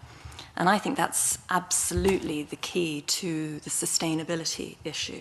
So moving, as I said, from really nice projects that occasionally parachute into a school to help particular children, to give them a lovely experience, and then through funding, lack of funding, just bow out. It's just not possible for Scotland to solve, at the very least, its attainment gap without a sustained approach. But we're not going to see the return, I suspect, of the large, old, big, centrally funded programs, new community schools, for example. We're not going to see that. So we have to look at how we can use the community resources together with a better alignment, as I said earlier, about existing funds. But just to concentrate on the question, is there the potential for local communities to tap into their own resources in terms of their time potentially, but more importantly, I think, to enable them to tap into corporate social responsibility? So, for example, one school that we're working with, ASDA, is there to look at, to provide some money. They don't really want, the school doesn't want more money. Healthier fruit and food, in fact, for some, that is helping. This is a school with 53% free school meal catchment. So a more appropriate use of existing funding, but also thinking about how we, community development trusts and others, can help community groups tap into funding from the Big Lottery Fund, Robertson Trust, local funds, funding projects as well. I think one specific action, a call from your committee to look at those big funding programs to the extent to which they are aligning around systems change, if you like, rather than lovely projects that help people for a period of time. Important and good though they are, of course. But what are they doing for a fundamental long-term change in terms of ambitious goals like the attainment gap or employability? I think there's a huge amount, but crucially, I think there's a lot that we can do. Organisations like ours and Oxfam are doing this already to enable actually empowering parental groups, the school community groups, to tap into that funding. Can I just, tiny, and I think it's a yes/no. You specifically said fruit from ASDA would be useful. Would it be particularly useful for companies like ASDA and others to focus on things which are of huge value to the community but almost no cost to them? Because I suspect much of the fruit that they could provide, perfectly usable, but it hasn't got another day's shelf life. Is that a fair comment? That's a fair comment. Yeah. Thank you. Judith, do you have any comments? I would like to see corporate social responsibility extended so that corporations actually pay their taxes, so that the government revenue can be used to directly support poor communities. Now, sadly, at the moment, that is not within the gift of the Scottish Parliament. I say that sadly because I would have more opportunity to influence the Scottish Parliament if that were the case. So, I think I actually do think there, even within the you may say it's not within the competence of this committee, but the procurement legislation is going through at the moment. I think we have huge potential to put real demands on the private sector to say, unless you pay living wage, unless you actually deliver according to environmental impact, unless possibly you are transparent about what kind of land banks you're holding in communities that are completely unused at the moment. If we're looking at community assets, they may not be seen as community assets because in fact they're owned by Tesco or some others, then you're not going to receive either access to the contract or indeed other corporate subsidies that governments have within their gift to give.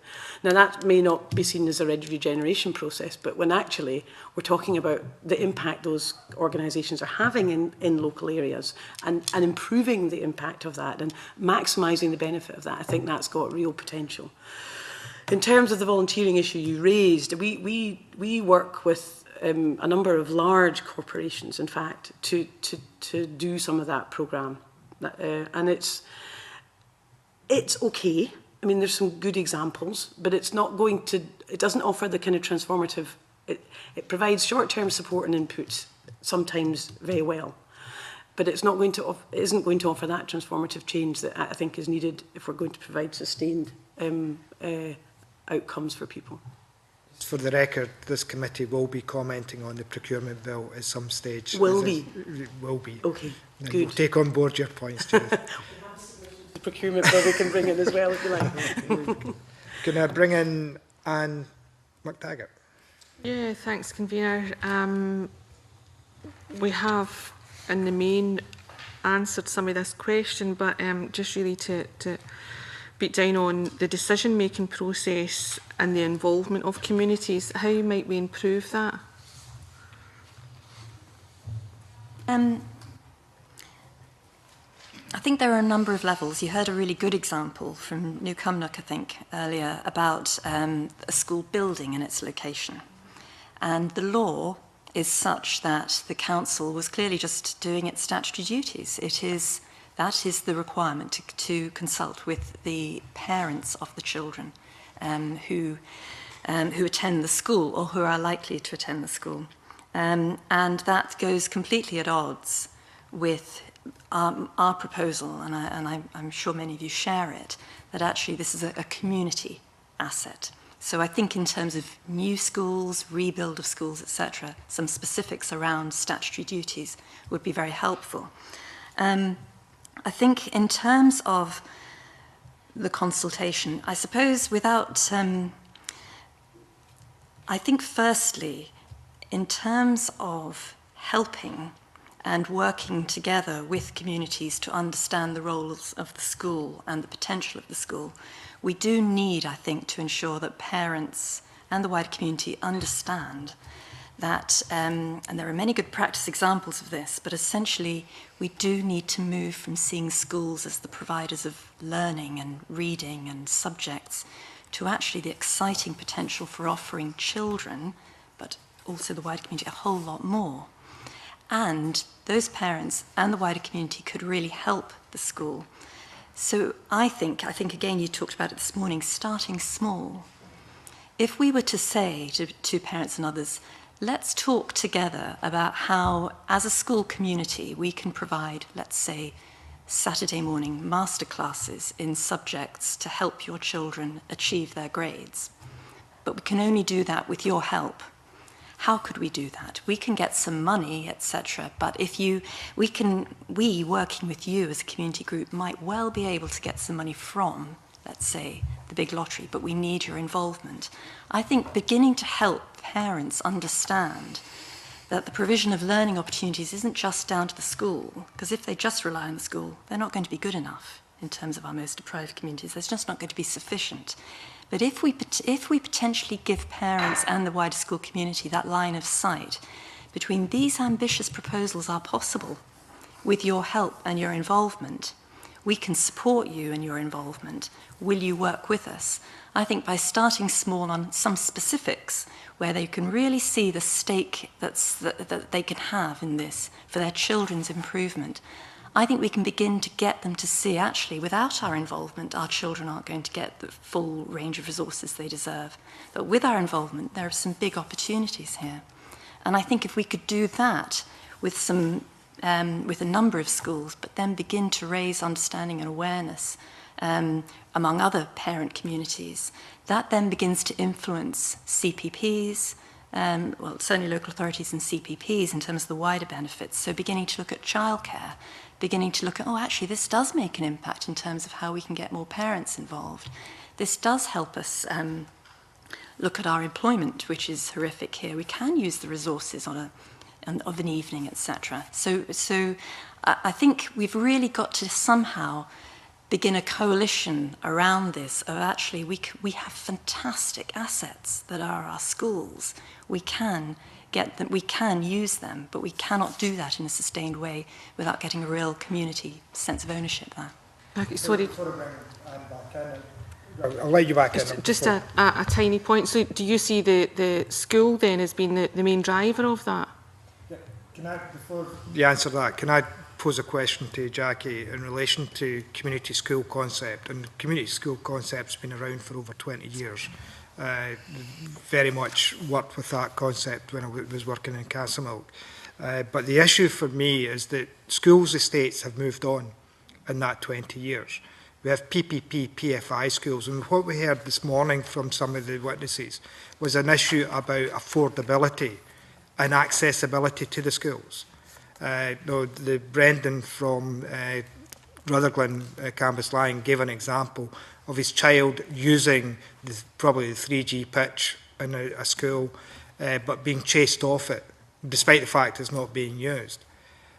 Surely there is an issue there for many local authorities and community groups about the use of those facilities when they are not in the local authority ownership, because many of these schools were actually transferred over to management companies who actually operate, manage and set the charging costs for out-of-school usage.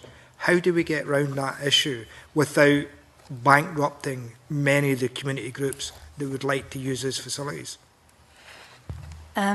Clearly, we've inherited a significant burden, and an unacceptable burden when you've heard of the short-term decisions that are being made and the constraints for our communities, for their health, their well-being, for a whole myriad of things that they cannot use, playing fields. It's a disgrace. I would like to be more satisfied, however, that that financial burden, that the grants going into a whole range of health and well-being activities for children and adults, is it really, if we agree that we have to pay these bills, PFI, and we don't have recourse to our planning conditions, etc., if the bottom line is we have to pay them, would it not be a more accessible approach to look at how we support the funding to those private contractors instead of looking at project-based funding? Can we not look at how we're using those universal assets better and funding the provision and access of those, so we enable young boys, as we heard today, to just get out and kick about a football rather than a specific project that allows a child to come along for their football training once a week? I mean, I just think that we've not got the balance right in terms of how our existing funding is aligned in terms of these some of these short-term solutions that we're seeing. Anne, I'm sorry, you had a follow-up question. I didn't. Did you see the school, the education department then, or the education service being the lead role within? Yeah, and I think it does relate actually to your point, Kavina, as well. I think clearly the PP burden, etc., is a huge constraint. I think that the school has to be the hub, and I think you will all, I'm sure, know the importance of school leadership and culture in terms of if we're going to make any of this a success. I'm sure many of you in your constituencies will know those schools that can be characterised as the fortress schools, where, open and doing their job pretty well, no doubt. But those other schools, which are characterised by their openness, their sense of community, that is only possible, I would say, because of the school, its leadership and its culture. The Education Authority can be and is mostly a benign influence, but I don't think any of what I've said, and to a certain extent Judith's, can be done without absolute ownership at school level and willingness. So another example, we talked about I talked about the out-of-school clubs that are allowed to operate below the radar. I mean, that's with the head and the leadership looking the other way, colluding, not paying bills, which is a nonsense. But it's that benign approach that we have to look to our leadership. And in all honesty, some schools and leadership aren't ready for that, and therefore our expectations, I think, do need to change for all the schools. Judith, any response? Just, I think, well, I suppose I would see it slightly wider. I think, participation has no impact unless it comes along with power. So if really what we're doing is consulting, and I'm not suggesting that's what you're talking about actually, then consulting is great, That's really good. You're actually at a level consulting me, and that's good, and I am actually taking advantage of that opportunity. But I don't have any power over really what you put in your report, and I don't have any power over what you advocate to the ministers. That's fine, that's the deal. I'm clear. I know I've elected you. In communities, that dynamics are a little bit more fudged. If we're actually going to really engage people, it involves some kind of transfer of power. And there are all sorts of ways you can do that. One of the ways we advocate in the submission is a thing called participatory budgeting. Now, it's well used in Brazil. They're now clearly not to the extent where they got to see whether or not they have the World Cup, but in many cities and at quite big levels actually, chunks of the budget are basically allocated to participatory budgeting. There's a large community engagement process, and the community says, this is how we want this budget to be spent. It's not determined by the Finance Committee, or indeed by the Parliament, or by a committee of the local authority. It's determined by the people. In Govanhill, we did a process. We didn't. We supported it, and a bunch of community organisations who were themselves organised, a part of a network, were allocated £200,000. Now, it's not massive, but neither is it insignificant. And they decided collectively, collaboratively, how they would allocate that money. And there wasn't a bun fight. They did decide what was priority issues that they thought actually needed resources. And having looked at all the kind of scopes, they made some decisions as to how that money should be spent. And not everybody got access to the money in that process. Now, that's a very small scale example. But if you really want to engage people, then they need to be able to see, if I engage in this, it's not a selfish thing, but I at a level, it's similar in schools. Presumably parents engage because they think the provisions for their children are going to improve. That's the same for any other process. So I would say, yeah, we need to get meaningful with it and think about, well, what power can we really transfer, and how easy are we going to make it for that to happen for people? John Pentland. Thank you, Convener. In an earlier session, you probably heard us talking about how good or how bad CPPs are, and you probably heard from the evidence that there were good examples, and some volunteer groups had not even heard that CPPs existed. So how could you then, do you have an opinion how CPPs could improve their performance in regeneration? I have to say this is not our area of specialism. So Audit Scotland's done a report that's fairly thorough. They've got some quite good recommendations, I think. I think that whole issue of participation is it's a real juggling act. Either the CPPs do not have community in their name and they become a planning partnership for the public sector delivery, and we're honest about that, and that's what they achieve, and we have other complementary processes that are there to actually engage the community, and we resource them. And that we actually are able to go into where some of the poorest people are living and knock on doors and say, how are you doing? What's happening? What do you think? We did this with the Humankind Index. Most of it wasn't door knocking. Most of it was either in small groups or in places in communities where people go. So we did street stalls and asked people, what does it take to live well in your community? And they, well, funnily enough, they've all got lots of views. And interestingly enough, I thought dog shit didn't come at all into the frame. But now it's a popular issue, and I understand why. And it interests me actually because it's kind of like, well, if it is so popular, why don't we just clean up the dog shit? And that would be a good thing to do. Anyway, but that you have to go and talk to people, and you have to go and resource it. And you have to do it in such a way that people are prepared to engage with you in the doing of it. So you have to go to where they are.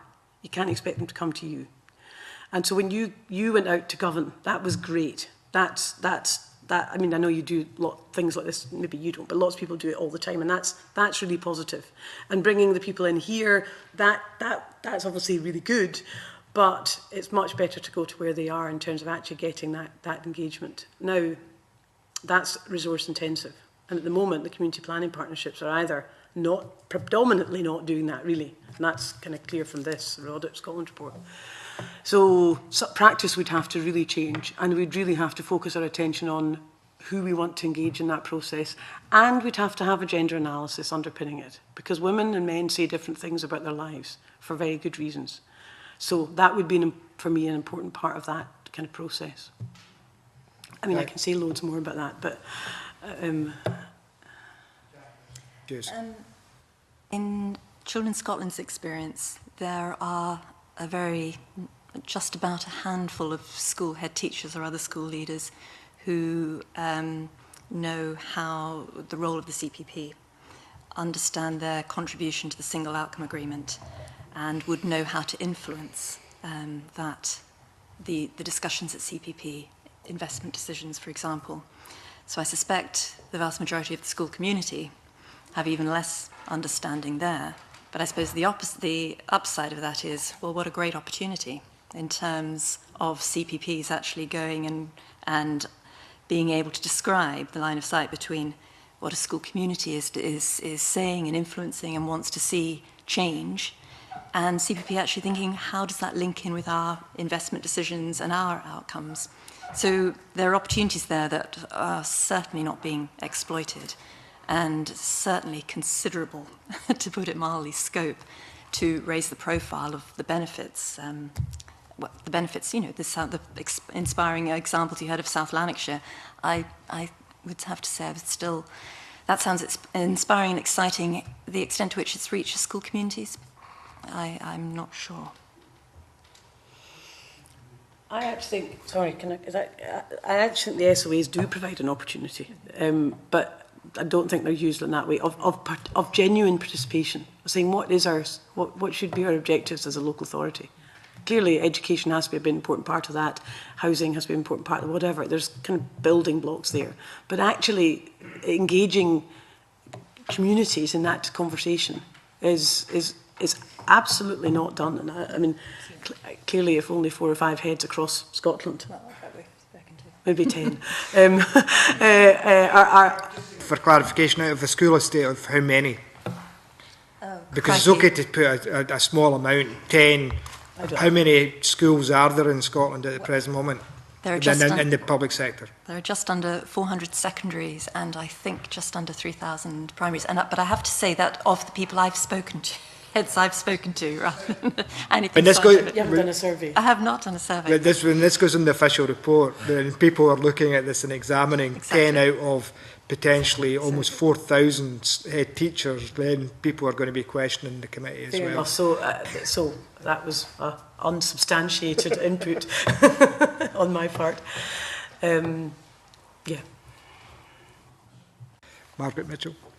Yeah, I suppose the key question, therefore, about all of this to make sure that resources are directed where they should be is, how do we measure the outcomes and the performance of an agency, of how the school might be used, or as how a regeneration project has performed? How do we measure that so that we can say, look, here's the proof that this is where the money should be investing, this is addressing the needs?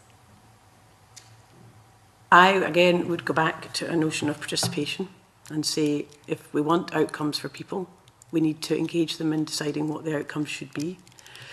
And they need to be able to then say, here's where I am. We do this. I'm not just saying this on the basis of something we've thought. We do this around the world. So we say, how is it? We effectively establish a baseline. Now, I mean, we've got lots of baselines, data that's available to us. And say, what do we want to improve? And then, in whatever timescale seems appropriate, a year, 2 years, 3 years, go back and say, well, has it improved? Have we seen a change? But actually ask people. Audit Scotland does a great job, but I don't know if they're actually going into communities and talking to the intended beneficiaries and saying, how has it been for you? And so from my perspective, that would be a really important kind of check on those outcomes and saying, well, did it make a difference? But they'd have to be involved in setting those outcomes in the first place. So that's quite challenging too. Is that going to be enough, though, to present to say if it's to access more funding or to make sure you continue the way you've gone? So no. Clearly not. I mean, so but there is other. I mean, there are huge numbers of data sets available to us that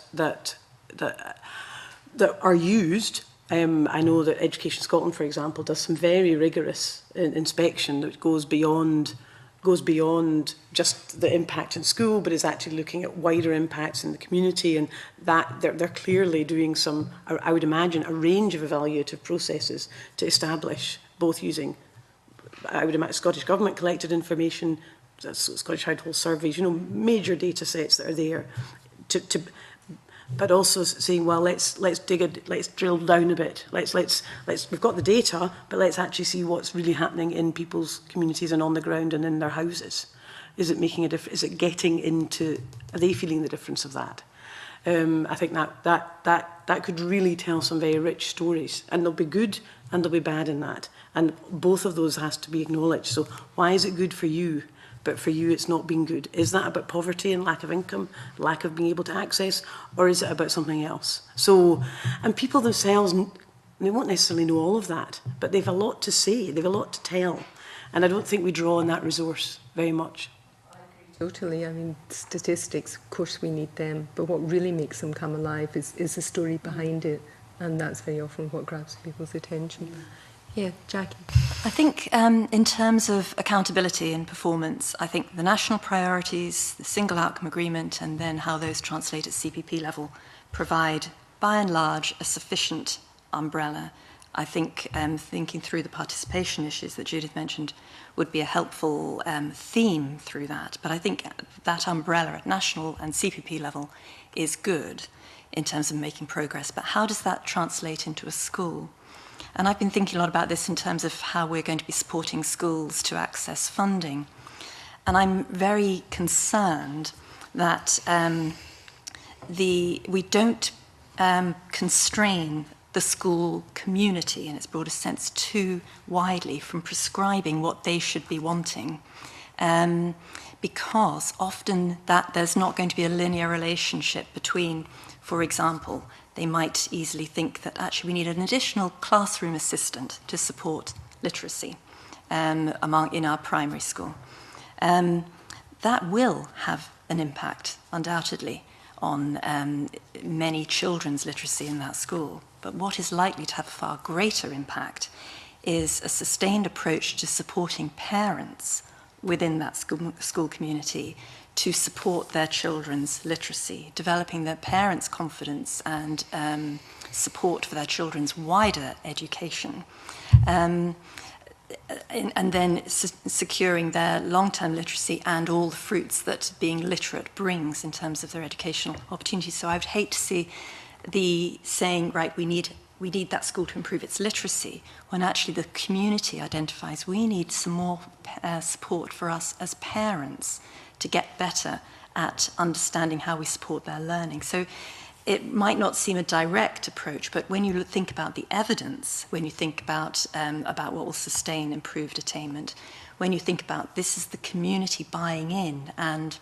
being willing to support through, its power in, for example, developing applications for funding, etc., that sustainability of parents and improving that long-term capacity of parents is going to be a more effective means of achieving the outcome.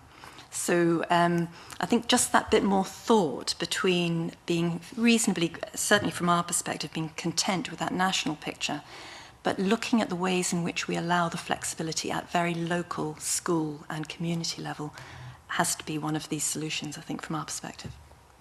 I understand what you're saying, I agree with that, but I wonder where the mechanism comes. Where's the opportunity to make what is a very sensible case? It's not just a support teacher, but educating the parents. Is it through the PTA?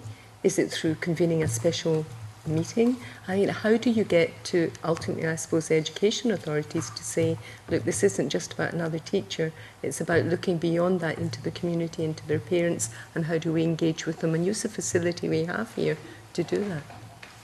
And we've been giving an awful lot of thought to that.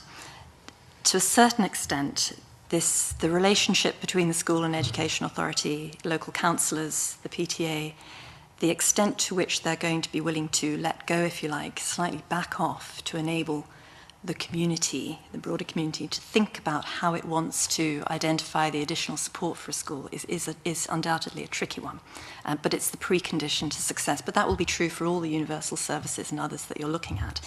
And to be honest, one of the crude ways that we're looking at is the extent to which, if they can trust us a bit, Children in Scotland a bit, but also there will be other intermediaries like us, the carrot of bringing in additional funding out with the CPP pot is one I think that will help to set some, to build confidence, I suppose, that this is a way forward. And it won't always succeed. You know, the capacity of the wider school community needs to be nurtured and developed. But building up, I think, some of those trusted relationships within the Education Authority and its political representatives and the school is almost a prerequisite. But again, what we're finding are that some of the charismatic heads who have a track record already in terms of supporting parents, supporting the community, using some of them, and again, identifying clearly those local factors of indicators of success around, you know, some schools, why can't we get any parents through our doors? Through others who you can't keep them out, and look at what they're doing. You know, parents do, and the wider school community wants to get in. You've heard that this morning. There's an awful lot more we can do, but it is going to be a challenge for many.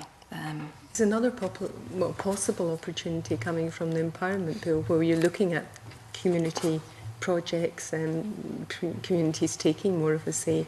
To look at, we've looked at this in other areas, an identifiable person within the council who is, you know, there to listen to the community ideas, and then is the signpost or able to direct you to the person that you can put that idea to. So, I mean, the parent type thing, we could attract more funding. It's actually a community empowerment thing. Would that be a way to do it rather than go through the normal channels like PTA, education, director of education, all very complicated and not an easy route? I think that's a good idea to begin to kick this off and develop the culture. But for me, it's you know, your convener talked about the new community schools. Where's the legacy of those? You know, the big central funding, the big champions within areas. Where are they in case of new community schools? There is a great handful, but we didn't invest then in looking at the long-term systems change that we need to do that. So I think, you know, we've heard about Education Scotland and the expectations we should have for the regulatory and inspection regime, to look at what's actually giving some teeth to community involvement and participation. Will the Community Empowerment Bill do that? Will it have that sustained approach, I suppose, that at that very local level is needed? And moving it on from those local champions to actually, this is the way we do business. I mean, it sounds a good start, but I would just be worried about what are we actually going to build in from the start to make sure that this is now the way we're going to be working and delivering. And so we'll see the legacy of your work, etc., over the next 10, 20 years. And another thing I think is it has to be about culture and leadership, not just about money, because that's, for me, one of the lessons from new community schools. That, so, I just want to come back. One of the things we've been advocating for, well, two things, and related to your points, was named individuals within local authorities that communities could relate to. Now, I think that's really important. I mean, we had a discussion about that, because then there was a conversation about, well, if they just become the name, they then become the person that local authority then says, well, it's your job to do it, so it then gets sidelined. But if you made that senior, you could have indeed a director of community participation or community engagement. That might be quite interesting. But we've also been advocating for a poverty commissioner who actually has a remit to address public sector practice, to monitor, assess, and within that there would have to be outcomes which are oriented around reducing poverty, and would ensure engagement. So a key plank of that Poverty Commissioner's role would be to actually effectively audit engagement. How is it happening? How meaningful is it? What's changed as a result of it? And to be available to communities to say, we participated, nobody's said anything to us since we did that. We've had no feedback from that process. That's not been helpful to us, and for the Commissioner to then be able to go in and have a look and see that. So that in a sense is very focused on poverty reduction, but it's also focused on some of the processes which we think are more likely to enable poverty reduction. And that for us would be another strand of the effective kind of audit and assessment of what's going on. See where you're coming from with the Poverty Commissioner, if I could just say very briefly, but I think you still have the problem of trying to engage local authorities. So I think your first idea of having someone sufficiently senior to be able to engage with the rest of the council or other bodies would probably be more effective. As you talk, I just had an idea that the Poverty Commissioner could host forums for these directors to come in across Scotland and actually have 32 of those individuals coming in and saying, well, how's it going and what's happening across different strands. That'd be interesting. It's good that the committee can facilitate that thought process, Judith. Christian. Yes, I've got a question particularly for Judith, and Jackie could maybe comment on it. Coming to the Poverty Commissioner, which I saw on page 2, I agree with the 16 pages, most of the 16 pages of Oxfam Scotland, and I think it's a very good submission. But talking this morning, if you were at, I don't know if you were present regarding some of it, you see that one of the biggest barriers is the culture. It's the language, how we are engaged, how all the agencies are engaged with these communities. And the language is very, very important. I think Brandon did make the point from Rotherham and Cambridge language, but language was very, very important. And this culture and this language of poverty is something which always strikes me not being inspiring. And I was very, very surprised that you used that title. And I would like you maybe to explain why you took that decision, and Jackie maybe to comment on it. We use the Commission to make the name to make the point. Really, I agree with you about the language, and I agree with you about the stigma, and it's a challenge. And it's just on the same line as the pro-poor comment, and I completely take that.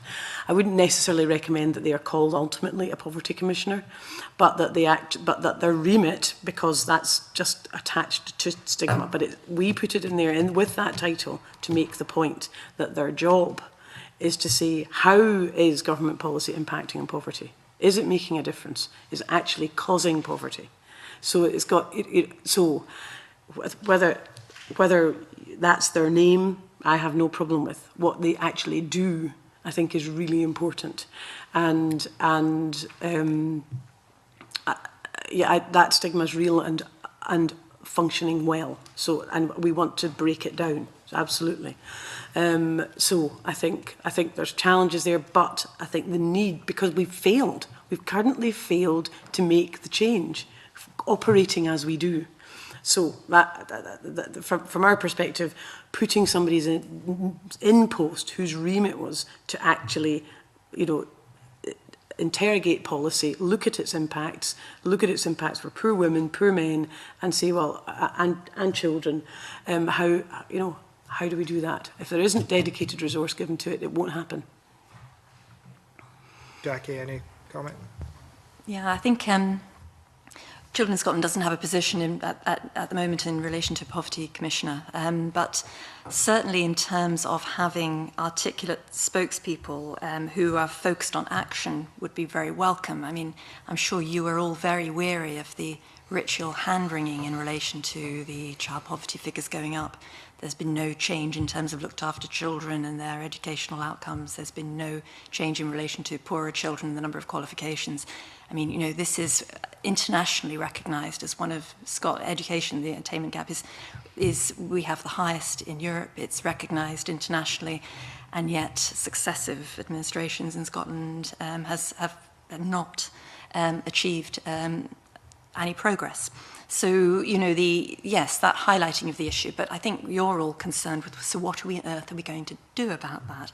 And I think what your committee will helpfully highlight is that from what we've learnt over the last 10, 20 years, we cannot achieve those changes without involving our school communities. So one small thing in terms of language, the number of parents who go to school meetings about their learning and their children's result, you know, it's another world, some of the language, in terms of how they relate to their own child's ability and development, and then what they're hearing teachers are going to do. So there's a huge role, I think, of schools to educate parents about learning, but actually parents also to think about, help schools understand what's relevant. And without that, what's relevant to their child's learning and what will help them. And that will also help empower parents and others to open up this sort of quite closed shop in terms of education, to helping parents realise actually this is not good enough in terms of many of the opportunities that are being given to our children in schools. But we recognise that we also have a role in helping change that and turn that round. And then you get your senior folk, hopefully, and others enabling that community, I think, to begin to make some of those specific changes to their child's learning and education entitlement that will put an end to some of the hand-wringing, I would hope, and actually begin to really tackle this disgrace that we see at the moment in our society for children. A question from Stuart McMillan. It's a few different questions on different areas. Well, timing is very tight, Stuart.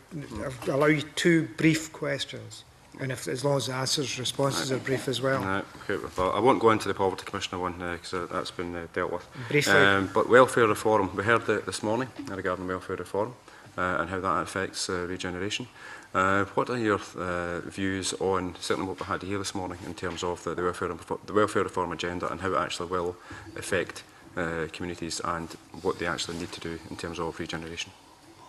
Children in Scotland is seriously worried about the impact and the forthcoming impact on welfare reform. Judith made the point about this is not just about welfare reform for those who are not in work. It's the vast majority of working parents who are poor, and we see no signs in a meaningful way that actually CPPs are beginning to align their resources in line with a core objective, surely, of protecting our most vulnerable children. It's as if we all know, I think we're all well informed about the changes that are going to happen.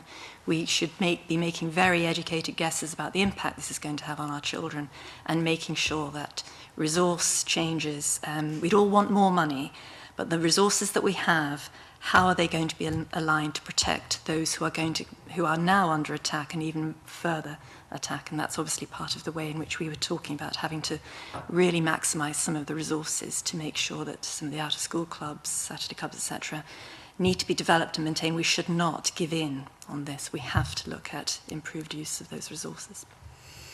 I think it's devastating. I mean, we're talking about taking hundreds of millions of pounds out of the households, of the poorest households in Scotland. That's a devastating impact. That won't just impact on those households, although that will be devastating, but it will impact within the communities where those people shop and do other things, their lack of ability to engage in basic services, and entertainment for their children, whatever. I mean, there's no limit to that. We're seeing a huge increase in people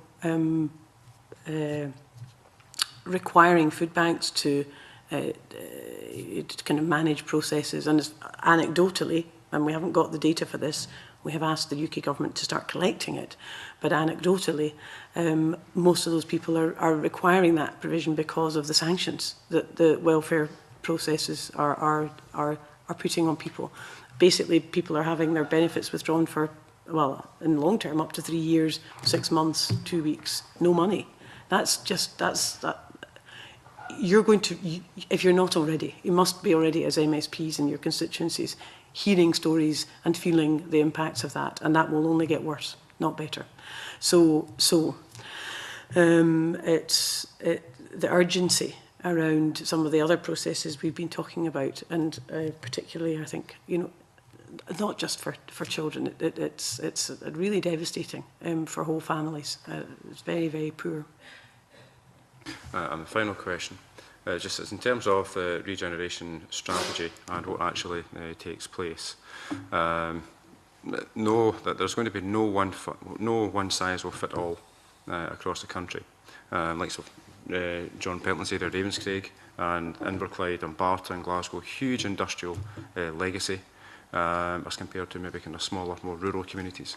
What do you think actually should be the main kind of steps forward or to be taken in terms of actually trying to have strategies that will be useful for kind of all of the country in terms of the different sizes and different communities, particularly because of the industrial legacies that some actually have?